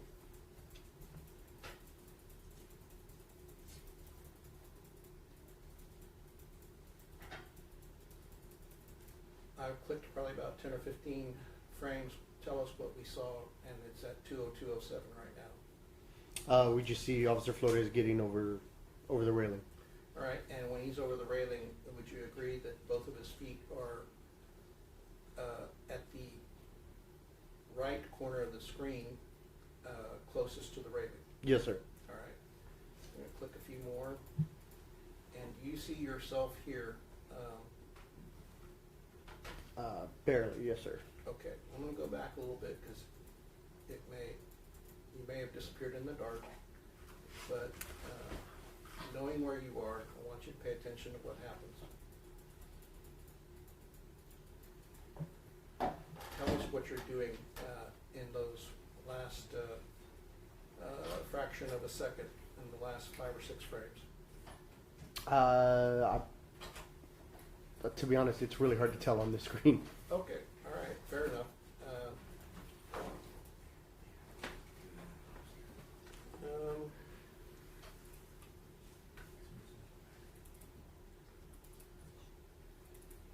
right, this is Andrew Lamb's. It starts at 2:02:05. If I tell you that this is you right here, where I have my cursor, would you agree with that? I would agree. All right, let's see if we can see what you do there at 2:02:05.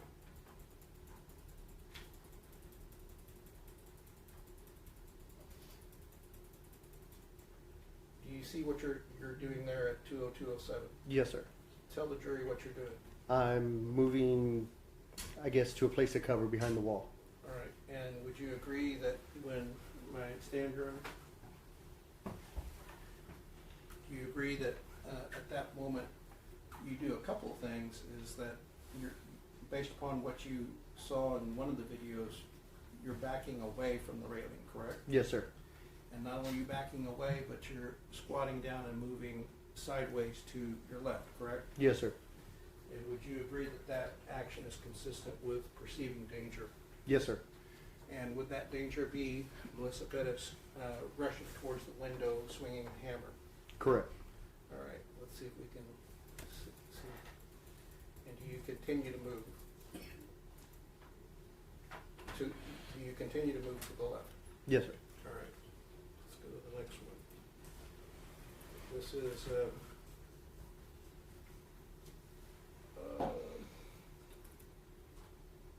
is Officer Officer Ramos' body worn camera at 20205.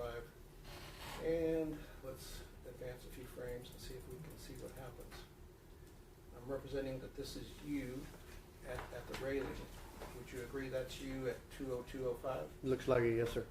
All right, and can you tell us what you're doing with your left arm? Looks like I'm putting it up to shield my face. All right, would that be consistent with being in fear of being hit with a hammer? Yes, sir. All right, and let's see what happens next.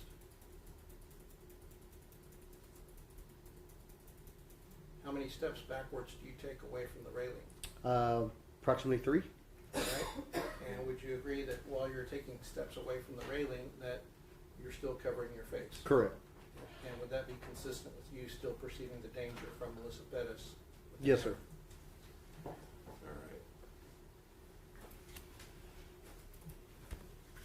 All right, this is Officer Rojas' body worn camera at 20205. And I'm going to suggest to you that this is you right here where the cursor is. Would you agree with that? Yes, sir. All right, let's play a few more frames and let's see what we see.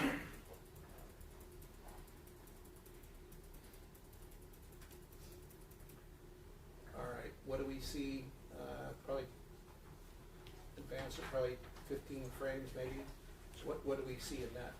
Again, me taking a step to the left and covering my face. All right, and would you agree that that's consistent with you being in danger of Melissa Perez coming towards the window with the hammer? Yes, sir. All right, let's see if we let's play this to the end. Probably played 5 more frames or so. What do we see? Same thing. Me covering my face and taking another step to the left, or moving to the left. To the left and backwards. Yes, sir. All right, and would that be consistent with being in danger? Yes, sir. And you were asked whether or not you were afraid. Having seen these body-worn camera stills and the progression at 20204 to 20207, would you tell the jury whether at this moment in time you were afraid? At that moment, I would say yes. And why is that? Because I didn't want to get hit with a hammer or anything else. And if you were hit with a hammer, what do you think that would cause? Bodily injury. All right. All right. And then we're going to show you Selena's body-worn camera. And it's at 20206. I'm going to represent to you that where the cursor is, we see you. It's kind of hard to see you because the darkness blends in with probably half of your body. Would you agree with that? Yes, sir. But here we see Eleazar, or as he's known as Bug. Would you agree? Yes, sir. All right, and I don't know who this is, but let's play this a few frames. And I've played about 5 or 6 frames. What do we see you do at that point in time? Looks like I start moving backwards. All right. And do we see Melissa Perez right here where the cursor is? Yes, sir. All right. And that's at the time that she's charging at the window, correct? Correct. And I believe at 20207, we kind of basically disappear in the darkness, correct? Yes, sir. And that's because of the limitation of the camera. You just didn't disappear out of thin air. You were there, right? Yes, sir. All right. And let's play from Dallin Young's perspective at 20206. And play a couple of frames. And I've played about 5 or 6 frames. What do we see in those 5 or 6 frames? Same thing. Me taking a step and shielding my face. All right. And let's play a couple more frames. And I don't know, played about 8, 9, 10 frames. What do we see then? Same thing. All right. And when you say the same thing, that means that you're backing away from the railing and covering your face? Yes, sir. In a protective mode? Yes, sir. Because you're in danger of being hit with the hammer? Correct. All right. So would all of that be consistent with you being afraid? Yes, sir. being afraid at 20207, or actually 20206, when she was charging at the window with the hammer. Correct. All right. And even though you were afraid, you were also afraid, would you agree you were also afraid that she might hit either Sergeant Alfred Flores or Nathaniel Villalobos with the hammer? Yes, sir. And had it hit Sergeant Flores, where he was standing, was the back of his head probably 3 to 5 feet away from the window where she hit with the hammer? I would say about that range. Yes, sir. All right. And if she had thrown the hammer through the window, do you believe that that would be capable of causing serious bodily injury or death to Sergeant Flores? It could be. Yes, sir. All right. Now, it's my understanding that you gave your written statement at 5:10 a.m. to Detective Wiles. Is that correct? Sounds about right. Yes, sir. All right. And your let me cover a few things. You said you were paired up with Nate Villalobos that night? Yes, sir. And have you paired up with him before? I can't remember. All right. Generally, do sergeants pair people up if they can't work well together? No. All right. So people are paired together if the sergeant knows that both officers have good work ethics, correct? Correct. Good skills, Correct. understand each other, Yes, sir. compliment each other, Yes, sir. and you're not paired up unless the pair is good as a partner, correct? Yes, sir. All right. And so Nathaniel Villalobos was one known to use good judgment. Yes, sir. He's not one to stir things up. Correct. And you know what it means to blow up a call? Yes, sir. All right. Was Nathaniel Villalobos one to blow up a call? No, sir. Was Alejandro Villalobos one to blow up a call? No, sir. I'm sorry. Eleazar Alejandro one known to blow up a call? No, sir. Did both of them have good judgment? I believe so. All right. And I want to show you the beginning of Eleazar's body-worn camera, if I may.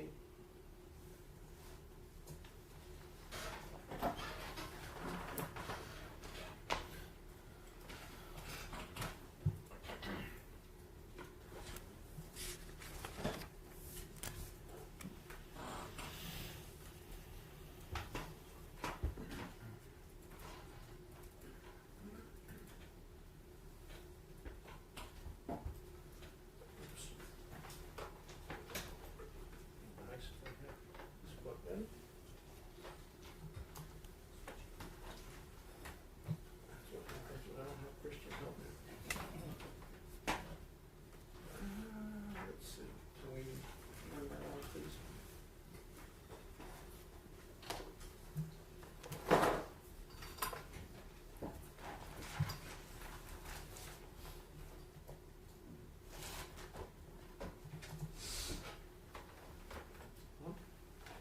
It's on.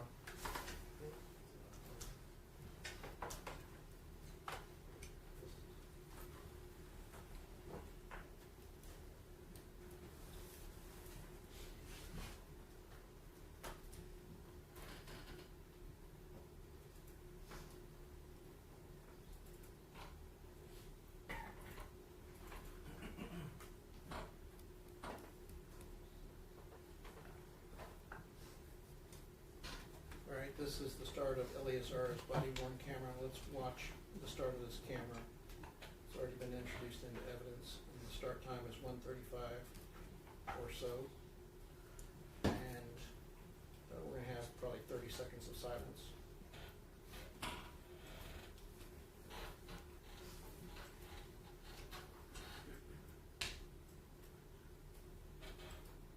You guys have I know who the brothers are involved in and what we can do.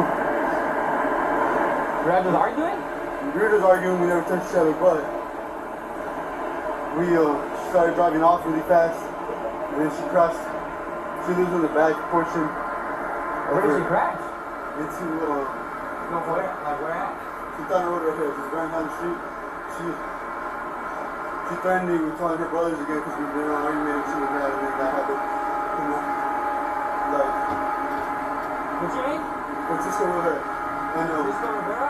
Yeah, and then she threatened me with her and her brother. I know what they're into, I know what kind of shit they do, and I'm scared of them, so I just started running. And I was running down over there, I think there's military down there. Yeah. And I went out of the military, no one answered the door, and called the cops, and then I came down this way. Okay. What do you want to do now? Y'all were just arguing. We were just arguing, I just want to ride home. Well, you're gonna go home, ain't you? Or where's you gonna go? No, I'm trying to get home to my mom's house, I guess. I'm trying to get away. Where's your mom's house at? Farmers, I guess. Can you make a call to her? I had to leave so fast, I didn't have my phone. You know your mom's phone number? I think it's 374-1918. You think or you know? I know it's not. You think she'd answer right now? Yeah. You think she'd answer What her time is it? number? It's almost 2 in the morning. I don't know if she'll answer. You don't know anybody else's She number? knows we've been arguing, so she might answer, but she's not been working, so. What was the number again? It was 210? 374-374-1918. Just sit on the curb for a minute, okay? Thank you. What's your name? My mom's name is Celeste Franco. Celeste Franco, and Yes, you're sir. Francisco? Yes, sir. Hello, Miss Celeste. Hola, buenas noches. Todo bien, todo bien. Este es el oficial Alejandro con el Departamento de Policía de San Antonio. Estamos aquí con Francisco, él está bien. Más que necesita que lo venga a recoger. Yo creo que estaba discutiendo con su esposa, y nomás se quiere ir con usted para que ya no sigan discutiendo. Ok, deje, ¿mande?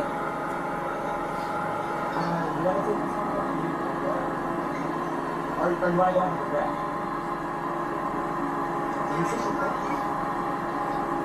Tell her okay. She's gonna wear it on my head. She knows that. Okay. Denme un segundito, denme un segundito.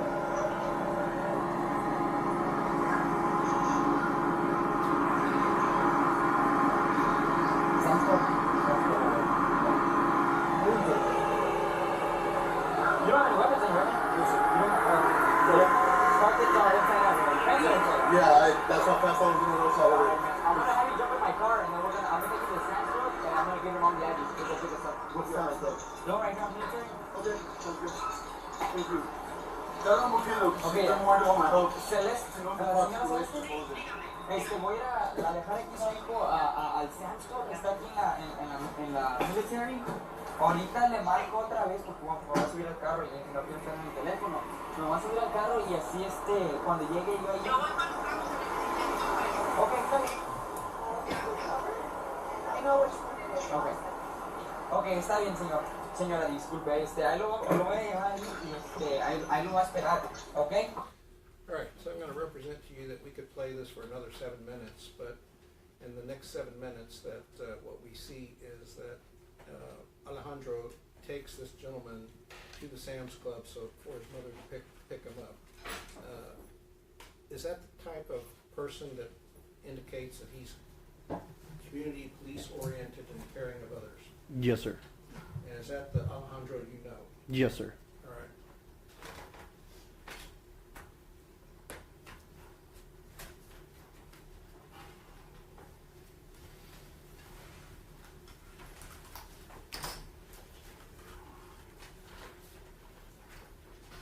Now, we know from the body-worn camera audit trails that Captain Van Geffen looked at your videos at 6:32 in the morning. At any point in time, did Captain Van Geffen talk to you? No, sir, not that I remember. All right. At any point in time after the morning of June 23rd, 2023, did Captain Van Geffen talk to you or ask for details? No, sir. Did anyone ever ask you follow-up questions after you gave your statement to Detective Wattis at 510? No, sir. And you know that, in fact, you had uploaded your body-worn camera before you finished your statement. I knew it was docked, but I don't know what time it would have been uploaded. All right. All right. And your statement was given at 5:10 a.m. and the audit trail indicates that Sergeant Wattis looked at your camera, body-worn camera, for the first time at 7:05:37. So based upon the audit trail, would you agree that he looked at your body-worn camera for the first time after you already gave your statement? Yes, sir. All right.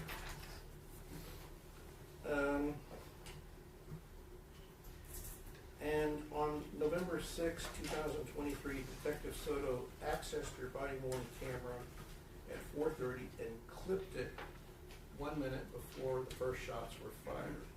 Did anyone ever ask you to explain to the police department or to the district attorney's office what was clipped on November 6, 2023 before the case was indicted? No, sir. All right. Had you been asked to explain what you saw in that clip by the district attorney or the police department, would you have been able to explain to either the police department or the district attorney that in the 1 minute before shots were fired, you saw Melissa Perez charge towards the patio window, raise the hammer in her right hand, tomahawk style, and smash the window at 2:02:07, and that the hammer was 3 to 5 feet away from the back of Alfred Flores' head? Yes, sir. And would you have been able to explain that you yourself were in fear of the hammer at that point in time? Yes, sir.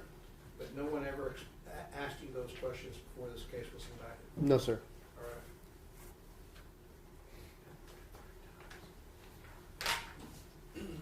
And would you agree with me that you met with the district attorney 3 times concerning what you would have to say about this case? The first time you met with them was after this case was indicted on May 15th, 2024. Yes, sir. And then the second time you met with them was after the case was indicted on September 17th, 2024. I don't remember the exact date, but it sounds about right. All right, and then about a month and a week ago, or actually a month and a few days ago, on October 1st, 2025, you met with the district attorney's office. Yes, sir. All right. And did they ever ask you about your perception of the events from 2:02:04 to 2:02:07? Not that I recall. And had they asked you about what you perceived at 2:02:04 to 2:02:07, keep in mind the still photographs that we saw frame by frame, what would you have told the district attorney's office? I would have told him that she charged at officers with a hammer.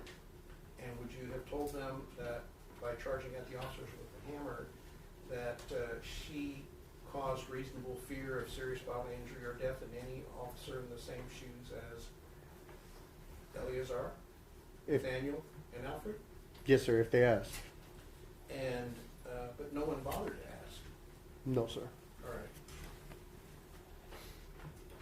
Now, let's talk about your witness statement. And I believe it's actually Villalobos' body-worn camera that starts earlier than yours, because Villalobos, his camera starts with the possible PI suspect at the bus bench, correct? Yes, sir. All right. And I believe his body camera starts at 1:42:31. That's after the E-tone went out, correct? I believe so, yes, sir. All right. And on the E-tone, tell the jurors why you told Nathaniel Villalobos, let's leave this guy alone, let's respond to the E-tone. Again, normally an E-tone means an officer's in trouble, he's in some kind of fight or something like that. And is that something you take into account, considering the totality of the circumstances when you're faced with the moment of having to use deadly force? Yes, sir. All right. So, would you agree that what was said before the E-tone by Jonathan Salinas was, I have one at gunpoint, she has a hammer? That's what was said, correct? I don't remember anything about the hammer. I heard him say he had one at gunpoint, and I believe what I heard was he hit her with glass, or she hit him with glass. Would you dispute that if we hear that on other body-worn cameras, we can rely upon that the body-worn cameras captured him stating, I have one at gunpoint, she has a hammer? I wouldn't dispute it. All right. And if you heard that, I have one at gunpoint, she has a hammer, both those statements could be taken into account under the totality of circumstances in determining whether at 20207 it was necessary to use deadly force to meet deadly force. Yes, sir. All right.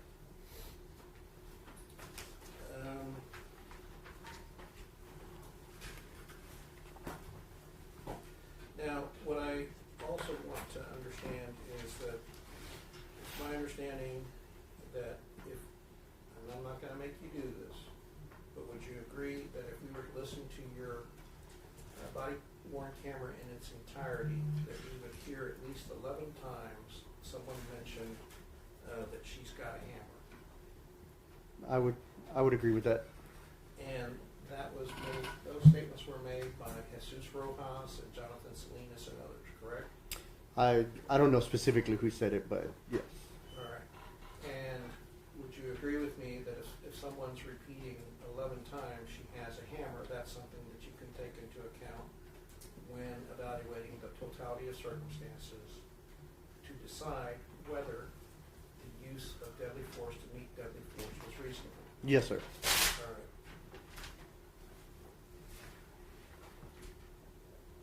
right.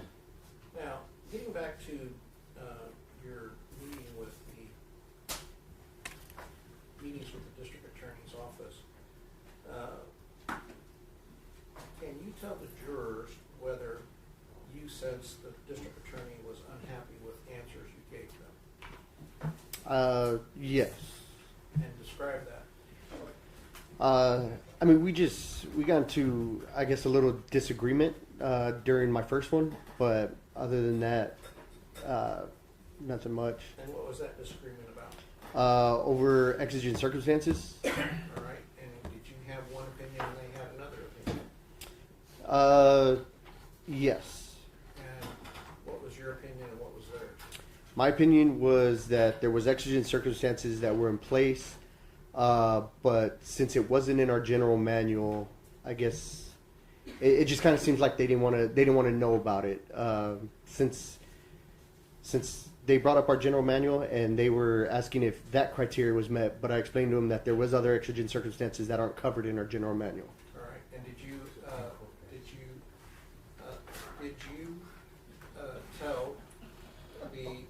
you tell the state that there was a specific Supreme Court case that you were aware of that said otherwise? Yes, sir.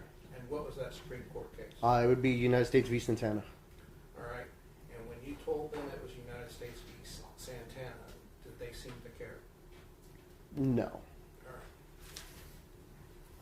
And based upon the fact that they didn't seem to care about United States v. Santana, did you form the opinion that they only wanted to hear what was negative about your fellow officers here? I would say so. All right. That they had force blinders on?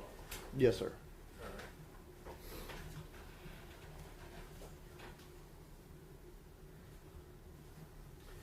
right. Now, again, I'm not going to ask you to remember precisely, but would you agree that if we were to listen carefully to your body-worn camera, that at least 9 times before the first shots were fired, that we hear someone, a police officer, say that Melissa Perez had assaulted an officer?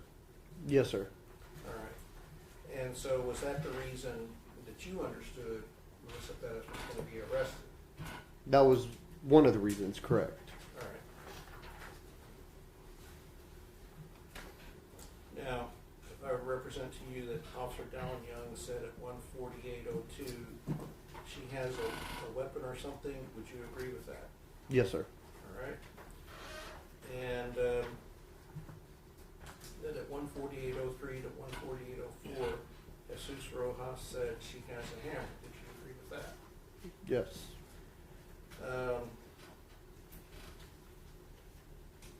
And also, I believe that at 1:48:05, we saw on your video and Officer Villalobos' video that Nathaniel Villalobos said to Melissa Perez, "You can't just talk to me right here. What's going on?" You heard that, right? Yes, sir. And would you agree that that's an attempt to de-escalate or calm Melissa down? Yes, sir. An attempt to get her to cooperate? Yes. An attempt to get her to submit to an arrest without having to use force? Yes. And when you heard Nathaniel Villalobos say this to Melissa Perez, did you believe, based upon his conduct, that he was trying to resolve the issue? Yes. And would you say that that's contrary to someone who blows up a car? Yes, sir. All right. Now, in your written statement, would you agree that you make no reference to Robert Ramos agitating Melissa Perez? Yeah, I made no statement about that. And you were unaware that he had agitated Melissa Perez, correct? Not in my presence. All right. And you would agree with me that you made no reference to Jesus Rojas having talked to her about Melissa Perez having schizophrenia or Melissa Perez needing to be emergency detained. I have no knowledge of that. All right.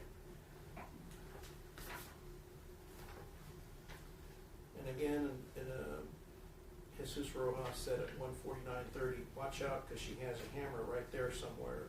You recall something to that effect being said? Yes, sir. All right. And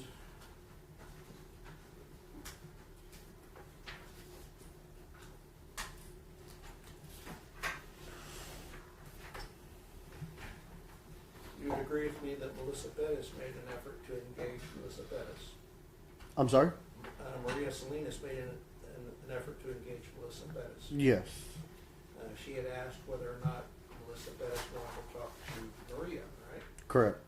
And in your experience, is it sometimes useful for a female officer to talk to a female suspect? Yes, sir.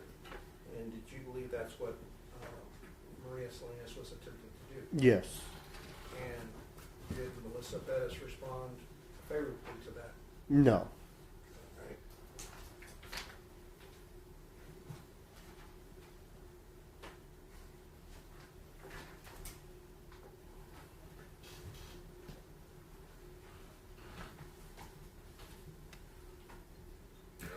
And at 1:50:22, when people were talking, and I believe you, Jonathan Salinas, Chernak, and others were talking to Alfred Flores, that at 1:50:22, Jonathan Salinas, she still has a hammer, right? I believe he asked if she still had the hammer. All right. And he expressed concern that she was still carrying a hammer. Yes.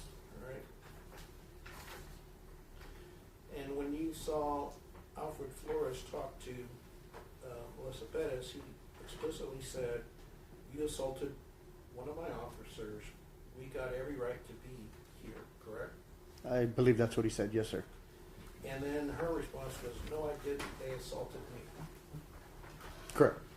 And that was untrue on her part, correct? That I had seen, I never saw an officer assault her. All right.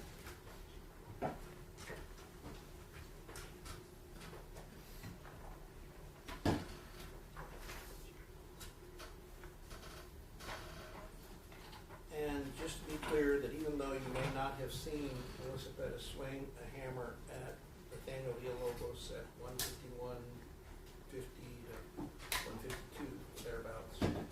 You believed that she swung a hammer, correct? Yes.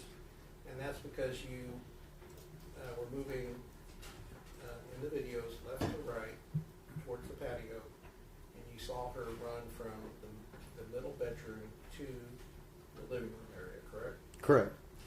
And you knew that when she was running from the middle bedroom to the living room area that she had a hammer with her.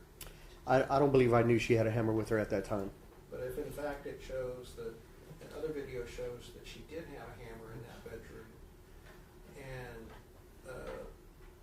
you did say to Nathaniel Villalobos, watch out, Pete. Correct. And why did you say that? Just because she was charging at him. All right. And did you believe he was in danger? He possibly, yes, sir. All right. And because you yelled and other people yelled, watch out, he was able to remove himself from the window, correct? Correct. Had he remained in the window and she had the hammer in hand, would she have been able to get him in the head with that hammer? She could have, yes, sir.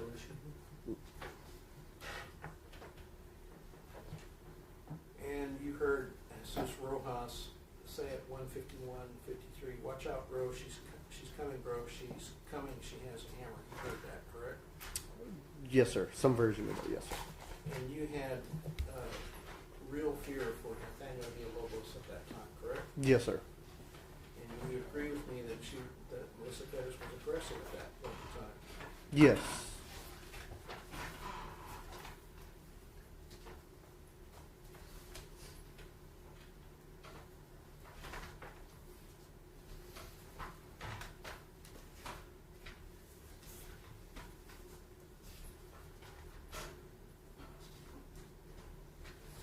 Now,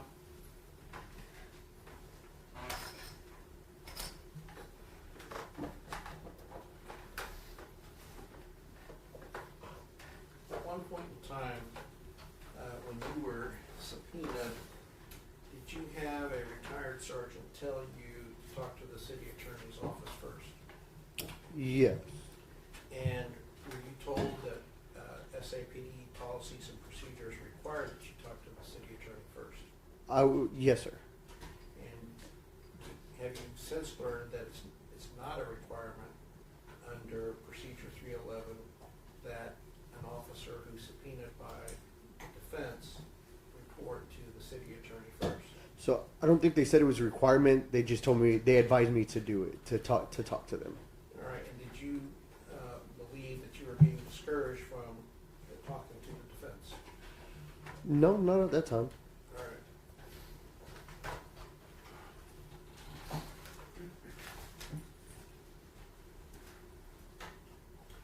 And I don't believe it's been asked in detail, but if we were to listen in on your body worn camera, would you agree that at 2:03:11 that Eleazar had jumped the rail and said, check her arms and legs first? Yes, sir. And that he also said, let's get the tourniquet on her arms and legs, correct? I don't remember, sir. And he was saying, let's get let me get my gloves. Yes, sir. And he also said, cut the pant legs, everything, correct? Yes, sir. And that would be consistent with trying to provide first aid and preserve life, correct? Correct.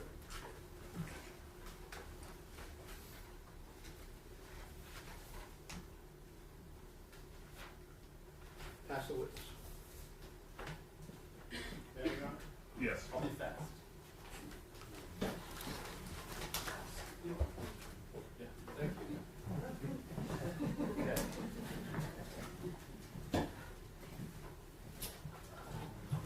Good afternoon, Officer Thompson. Good afternoon, sir. My name is Christian Newman, myself, and Mr. Nisbet represent Alpha Force. So I just have a few questions. I'm not going to rehash all the facts with you. I think we've been through that several times today, but there's some points I wanted to hit on. Something you mentioned in direct with Mr. Goss that I think might be worth explaining to the jury. You mentioned the term directed patrol. Yes, sir. What is that? So normally if you're put on direct patrol, you work the south service area. The south service area is divided into 3 sections. When you're on direct patrol, you can work any of the 3 sections.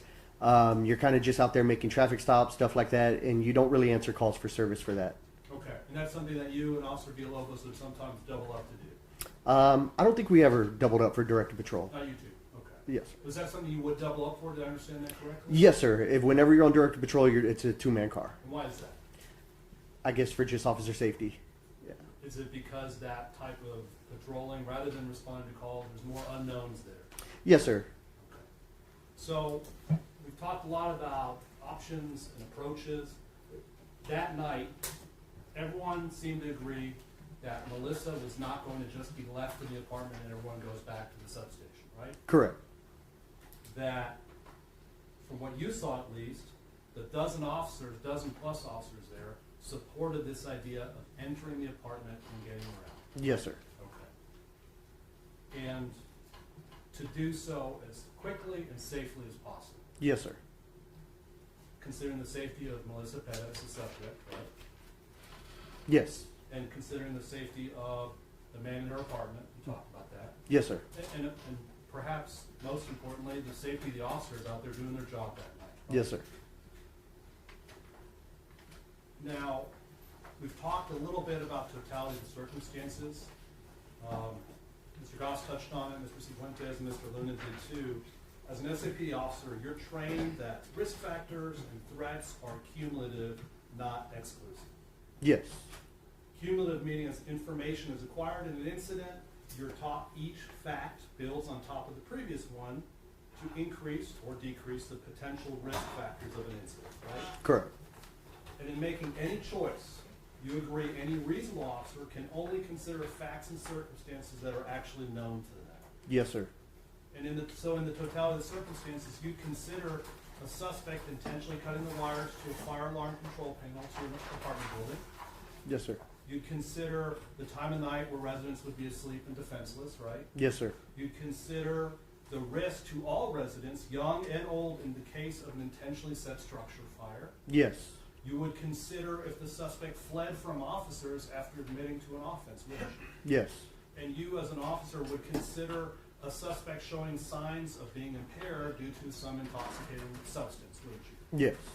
You consider that the subject showed signs of being aggressive, whether it was a result of intoxication or something else. Yes. You consider that the subject showed signs of being violent, whether it was a result of intoxication or something else. Yes.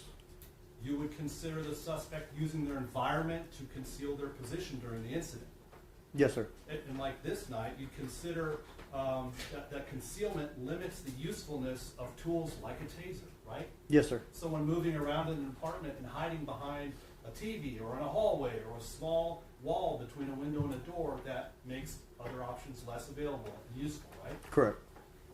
You consider in the totality of circumstances the suspect using their environment to conceal their hands during the incident, right? Correct. So hiding things like a hammer, you consider that. Yes, sir.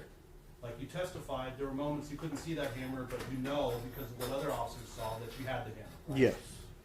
You would consider an emergency tone going out for an officer in trouble, like you testified about. Yes, sir.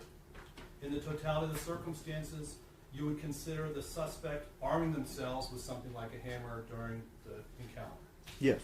You would consider that a hammer can be used or adapted to be a deadly weapon capable of causing serious bodily injury or death. Yes.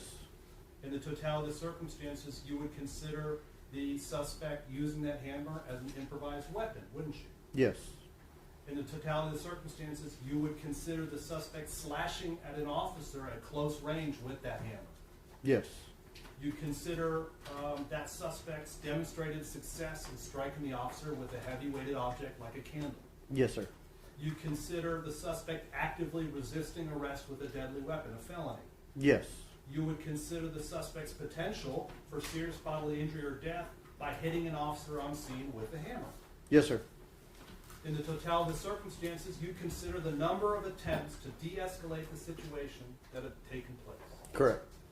In the totality of the circumstances, you consider multiple officers using active listening skills and verbal de-escalation techniques unsuccessfully on a suspect. Yes, sir. In the totality of circumstances, you would consider that at no point during the entire encounter was the suspect compliant, Yes, sir. right? Correct. That's a consideration. Yes, sir. In the totality of circumstances, you would consider if at no point during the entire encounter the suspect gave any indication that she would come into compliance. You consider that. Yes, sir. In the totality of the circumstances, you consider during an attempt to arrest the suspect, they rush you with a claw hammer. Yes, sir. You consider during that same attempt that she raised the hammer overhead. Yes. In fact, you'd consider if she moved to the side to come at a different angle to try and strike an officer. You consider that, right? Yes, sir. You consider during an attempt to arrest the distance that the suspect was away from you if the suspect rushed you with the hammer raised overhead. Yes. You consider having to make that split-second decision based on the time and distance that may be being compressed by that suspect. Yes. In the totality of the circumstances, you consider if the suspect then rushed into striking distance of you and fellow officers with the hammer raised overhead. Yes. A small wall came up, just a quick aside. You made a comment about at the railing you had a wall for cover. Remember that? Correct. Mr. Lunan made it a point to ask you about, well, wall's good cover, right? Yes, sir. Could you explain the difference between the wall you're talking about on the exterior of the building and that small wall between the patio door and the window? So the small wall was still in close proximity to her, and it's a very small wall. It'd be very easy there for her to still reach around that wall and still get at officers. Especially if officers saw her reach out and around that wall to try and strike someone. Correct. Okay, thank you.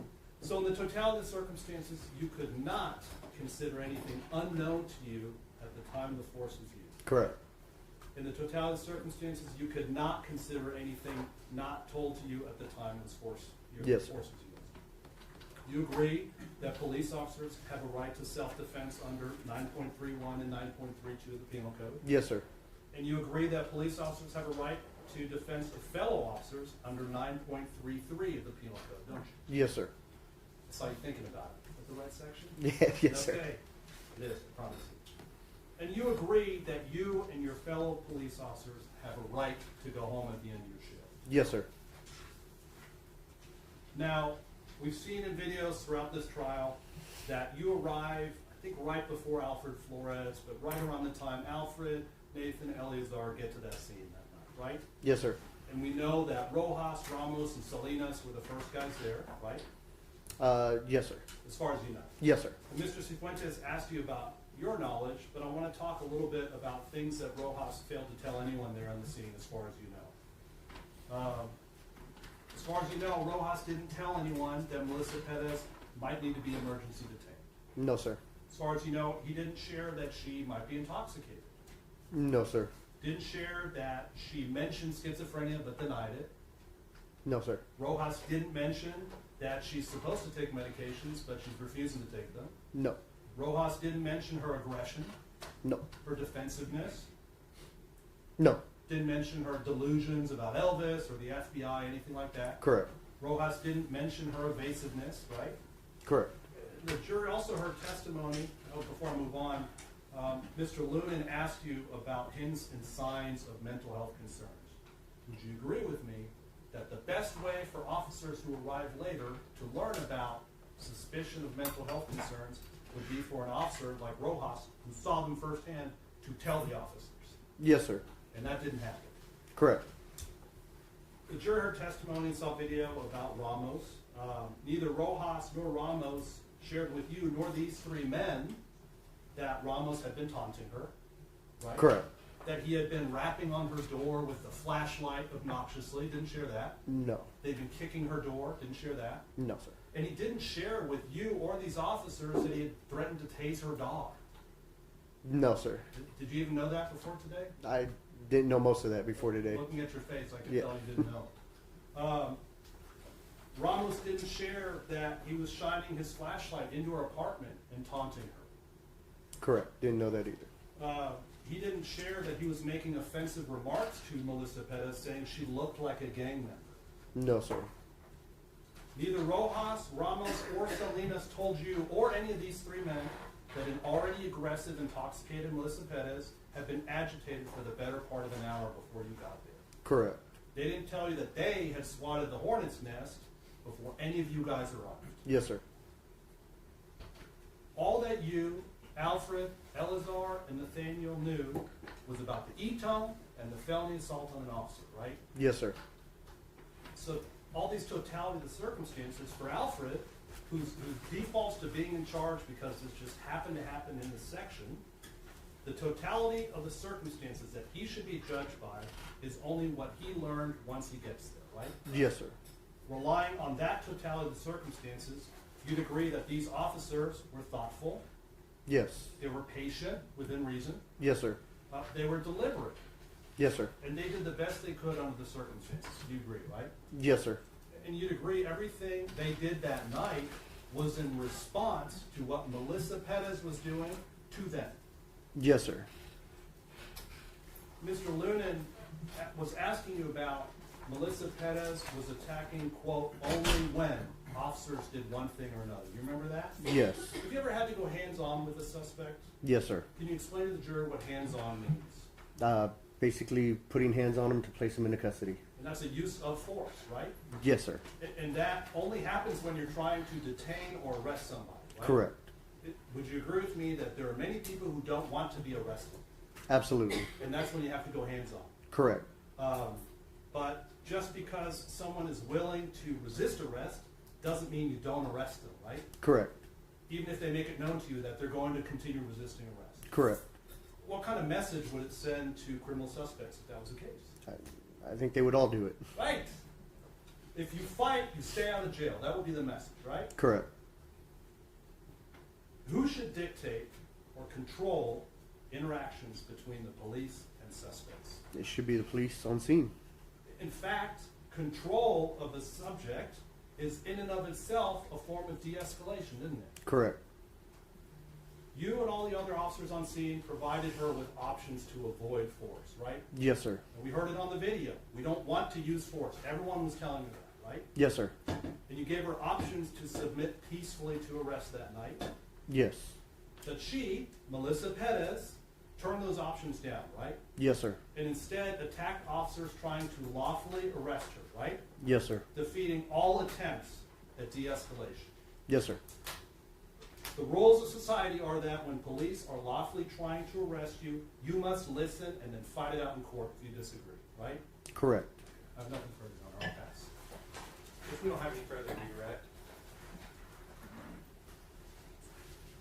Thank you, you're excused. Thank you, sir. Your Honor, is the state not able to cross again, or can we? Your Honor, I don't think This we- is we this don't is really- a bizarre kind of situation here. Yeah, y'all want to start? Yeah. Do I wait?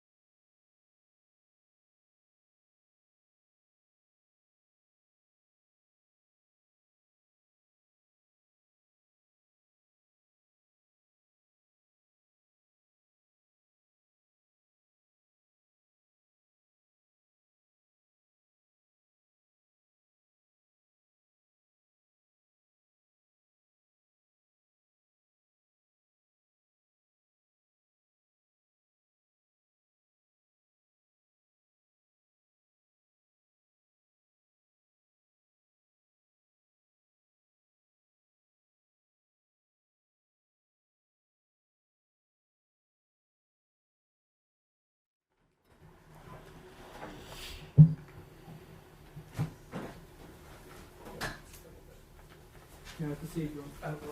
No, I'll be doing that, so that's what I Oh, said. you want to do redirect first? We got, that's where we're at.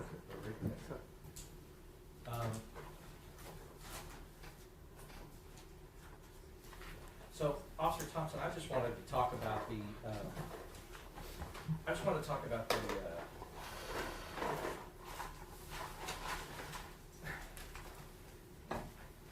at the time, the government pointed out that you were, there was at some point on the video that we hear you go, well, okay, let's just go in and tase her. And then somebody says, well, she has a hammer. And he said, yeah, just go in anyway.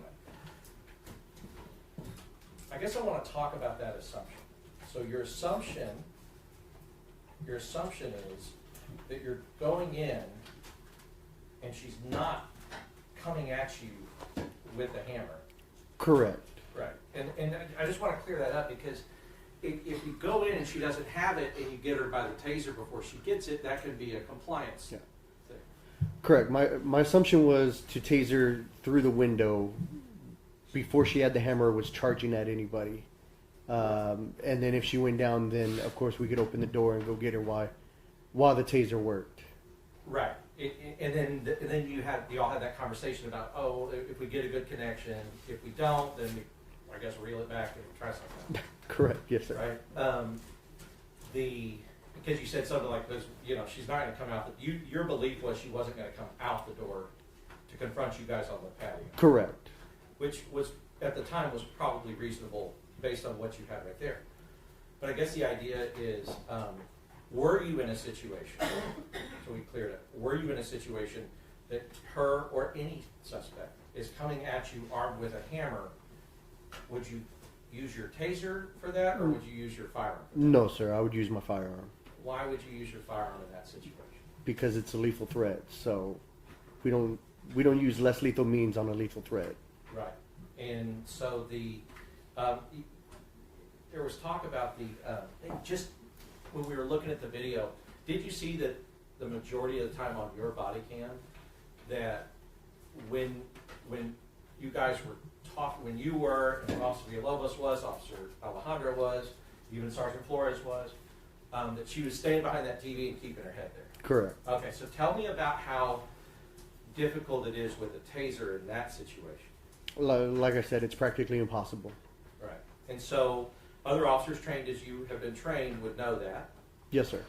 And I guess when she started to present her full body that you could see on your body cam, what else was she doing besides just presenting her full body? She had the hammer in her hand whenever she did that. And once she had the hammer in her hand, what kind of threat does she become? That is a lethal threat. And once she is a lethal threat, what do you have to do in response? Use your firearm. Right. And so even, I guess it's not, like I said, it's not on you at all. As you're tossing out stuff, it's with the assumption that she gets out from around the TV, she's presenting a full body that you could potentially tase, and you can actually get a good connection with her. Correct. Yes, Right. sir. In that sequence that we see, that just wasn't happening at the time. Yes, sir. So if you were standing there talking to her, we see you talking to her, there just wasn't a situation where you... I haven't finished yet. I can rephrase you. You were standing there talking to her.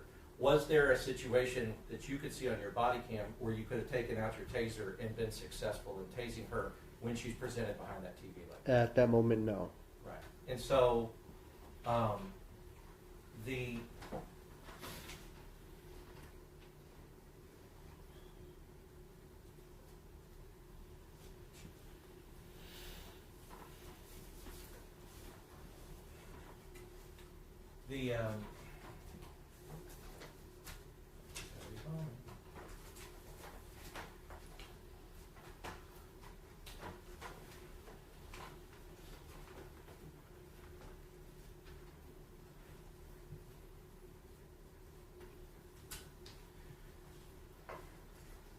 right, so when you're have you had to do other entries before, or was this the first or the only one? Have you had any experience before with entering a home?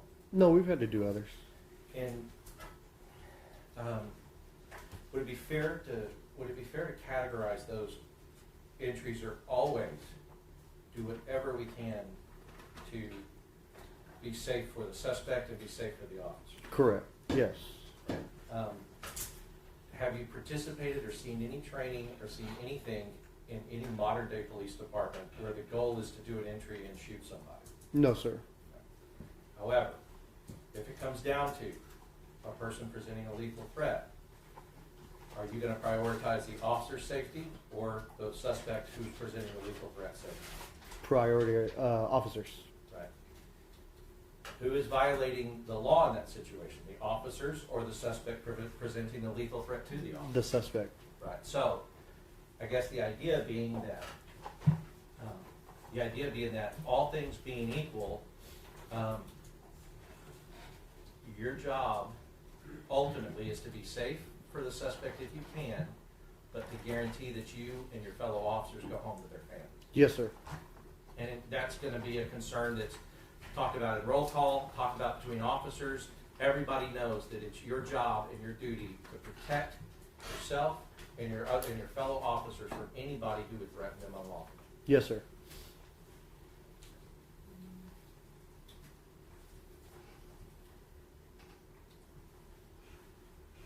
So I guess you have your statement.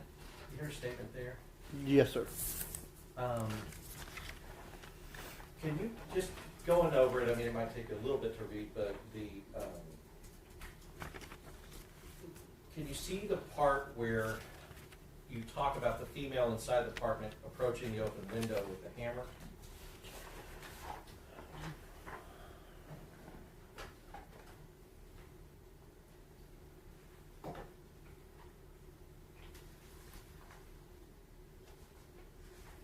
And I'm sorry, which part was it again? I guess there's a part in your statement where you are describing the female approaching the open window with swinging a hammer over her head. Yes, sir. Okay. Can you tell us, back then, when you were writing your statement, can you tell us what your perception, because you wrote that statement that same morning, right? Correct. Okay, so can you tell us what your perception of what she was trying to do and who she was trying to hurt? My perception was she was trying to attack officers with the hammer. Right, and did you specifically talk about in your statement, if you can read it, a specific officer that she... I don't believe I put a specific officer. Okay.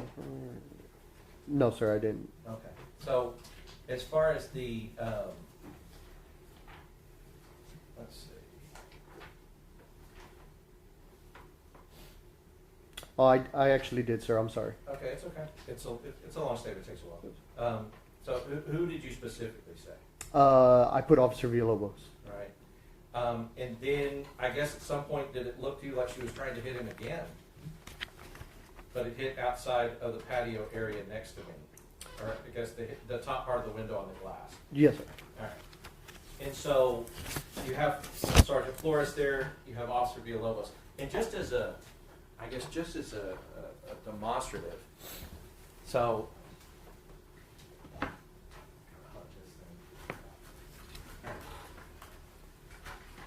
assuming that this is our small wall, right? So here's our small wall. Patio's here, right? Officers here, you're back over here. I'm inside the apartment behind the small wall. This would be the window if I'm facing the wall, and that would be the glass door, right? Correct. Okay. So are you saying, I guess, that any officer who is standing here in this area behind the small wall... Check to reading. Suspend. Okay, so in a scenario, if I could show you a scenario, and so are you watching me? Yes, sir. All right. Do you see that scenario? Yes, sir. Okay. Now tell me, does that scenario match the scenario that you were thinking of when you talked about the difference between the small wall and the wall that you were trying to take cover? Yes, sir. Knowing and seeing Melissa Perez that night, did she seem to be capable of doing that around that wall? Yes, sir. Was Officer Villalobos at various times within striking distance, standing next to the door and standing in that general area? Yes.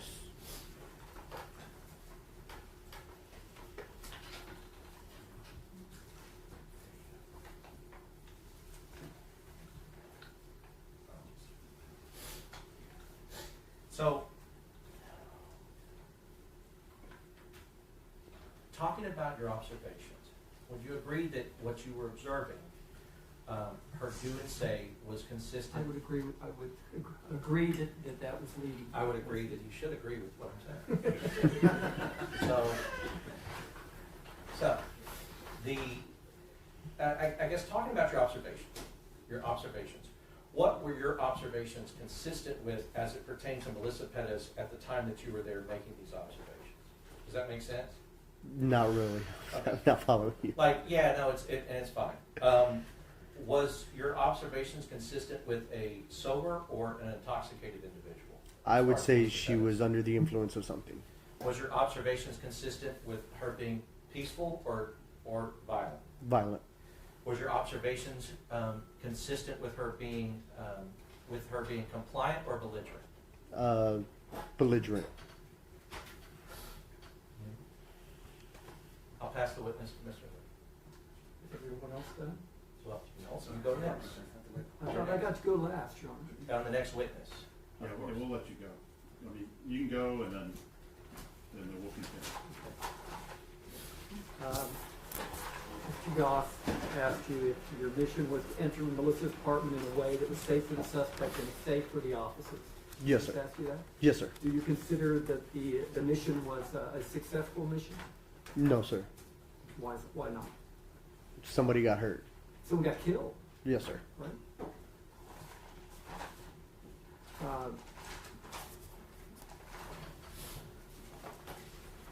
Mr. Newman was asking about in the totality of circumstances, could you consider these multiple things, right? Yes, sir. Would you agree that in the totality of circumstances, could you consider the ability to alter the environment to have allowed the TV to be removed out of the way so that the taser could be shot into the room? Objection, Your Honor. This goes to, we object on Rule 401, 402, 403. This is a backdoor way to talk about tactics. It's improper because what the state is doing is basically saying that the jury should ignore 6.04 of the Texas Penal Code, and it's also a backdoor way of suggesting that officer created danger is a valid theory that vitiates justification under 9.31, 9.32, 9.33 of the Texas Penal Code, and there's no provision, either statutory or case law, that says that officer tactics vitiates justification under those provisions of the Texas Penal Code. You can refer. And Your Honor, I'm asking it the same question that Christian Newman asked. In the totality of circumstances, could you consider a number of factors? Do you remember answering Mr. Newman those questions? I believe so. Yes, sir. That there's a lot of things that should be considered in the totality Yes, of sir. circumstances, right? Yes, sir. I would just like to put on the record what Mr. Newman was asking were facts as they actually were. What Mr. Lunan is he's trying to have the witness speculate about facts that were not and did not happen. Oh, no, he included facts that weren't there. I didn't hear him.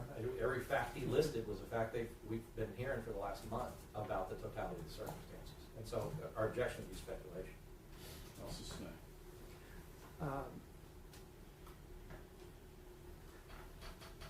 Could you consider the ability to alter the environment?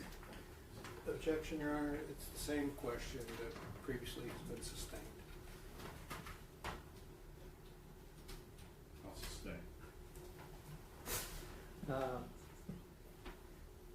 Is it important in totality of circumstances that the person to be arrested was afflicted by mental illness? Can you rephrase that? Yeah, would it be important in the totality of circumstances that the person to be arrested was afflicted with mental illness? I'm going to object unless they can establish that the defendants knew that Melissa Perez had mental illness, and I believe the state of the testimony and the state of the evidence is that they had no knowledge that she had mental illness. All right, you can ask them that. Yeah, well, first of all, would that fact be of significance? That she had mental illness? Yes. Yes, sir. Okay, and because your training directs you to handle that maybe in a different way or a more cautious way. Would you Correct. agree? Right. And that you have been trained as officers to kind of recognize those signs. Yes. Right? Yes, sir. Or to inquire about the condition of the mind of the person. Yes, sir.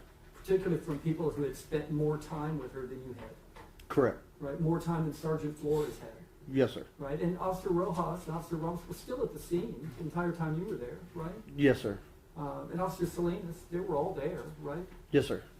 Did you hear anyone inquire them about what had transpired before you got there? Not to my knowledge, no, Right, sir. and you mentioned, you mentioned to them that there were a lot of things that you didn't know had happened before you got there, Correct. right? And is that important in considering the totality of circumstances that that she had been escalated rather than de-escalated? Correct. Your Honor, this calls for speculation. This witness already testified that he was unaware of misconduct on the part of Robert Ramos, and so the question is asking him to speculate, and also it's hypothetical that didn't exist. Sustained. You talked about the meeting that you had with the DA's office previously, Yes, sir. and you described it that it had to do over this issue of exigency, Yes, sir. right? And the frustration that you were met with the DA's office was the fact that you didn't know the facts that had preceded you. Isn't that right? Some of them, correct. Right? Yes, sir. I mean, you just admitted here you didn't know that Ramos had threatened to tase the dog. Yes, sir. I did not You know didn't that. know that. You didn't know that he had been shining the flashlight. Correct.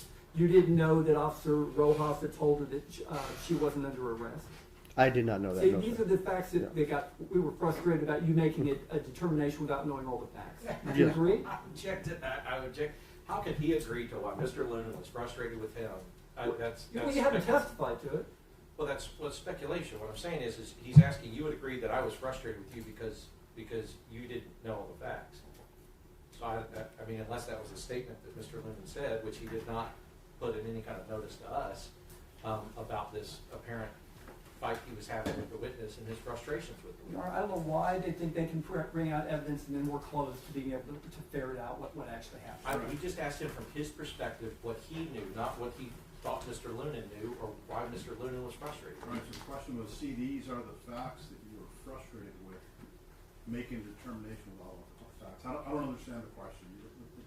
Let me hear a question. Okay. And Your Honor, I would further state for the record that nothing in the memo of disclosures that they wrote for the 3 dates that this witness met with the district attorney, nothing in their memo of disclosure indicates that that information was withheld from the witness or that he stated that he did not know.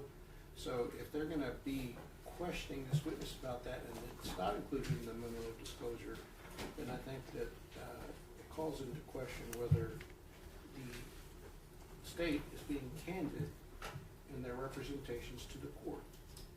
And we assert this is misconduct that the court cannot countenance. May I continue? Yes. You had testified in your direct examination with Mr. Cifuentes, right? That the state didn't like what you had to say. Is that what you said? Yes, sir. We had a disagreement. Right, we had a disagreement, right? And would you agree that that disagreement came down from the fact that you didn't know the facts that preceded your arrival? So I had knowledge that she had committed the criminal mischief, and from my understanding at the time was that they tried to arrest her. She went into her apartment, but they couldn't get in, and then that's when she assaulted an officer. Right, but you didn't know that Rojas had said you're not under arrest. I did not, no, Right. sir. And you didn't know that they had closed the case and left the scene before they came back. Yeah, Did you? Judge, we just objected to that because now they're trying to put that really weird week one stuff back through all this. They didn't close the case, and honestly, he did detain her, and that was clear that he detained her. And evading arrest or detention is the offense. This officer is still correct in his USB Santana analysis, and everything else. That's one of the exigencies that existed at the time. And I don't even know why going back and forth about their argument is relevant. Your Honor, you can't slander us on one hand and then keep us from responding. I don't think anybody Makes no slandered sense. him. He Makes no said that sense. there was a disagreement. All right, let me, I'll sustain.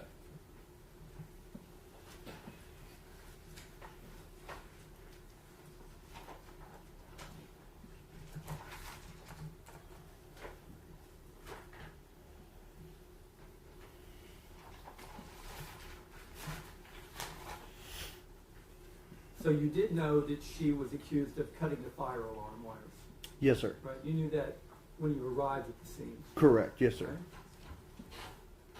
And you knew about her repeatedly talking about all the cameras that were watching. I heard her say that myself while I was on scene. Yes, sir. Yes.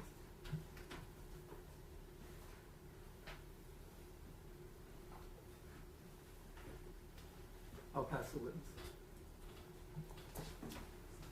Nothing further. Nothing further. Nothing further. All right, you're excused. Thank you, sir. This stays here, correct? Yeah, you can put it on the left report.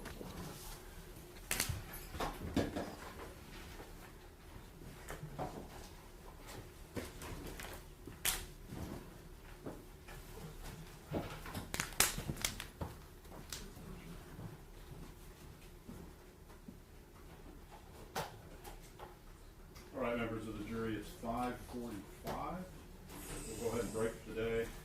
Tomorrow we're going to start up at 1:30. We have another full docket in the morning. We'll go through to the end of the day. See you tomorrow. All right, for the jury.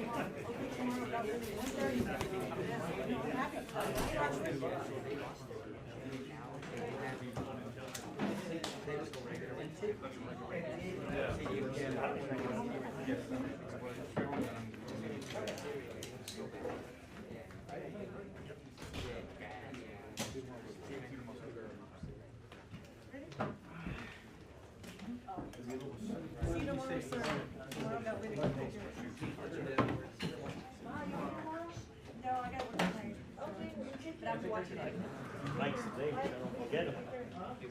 I don't forget my mics today. Sir.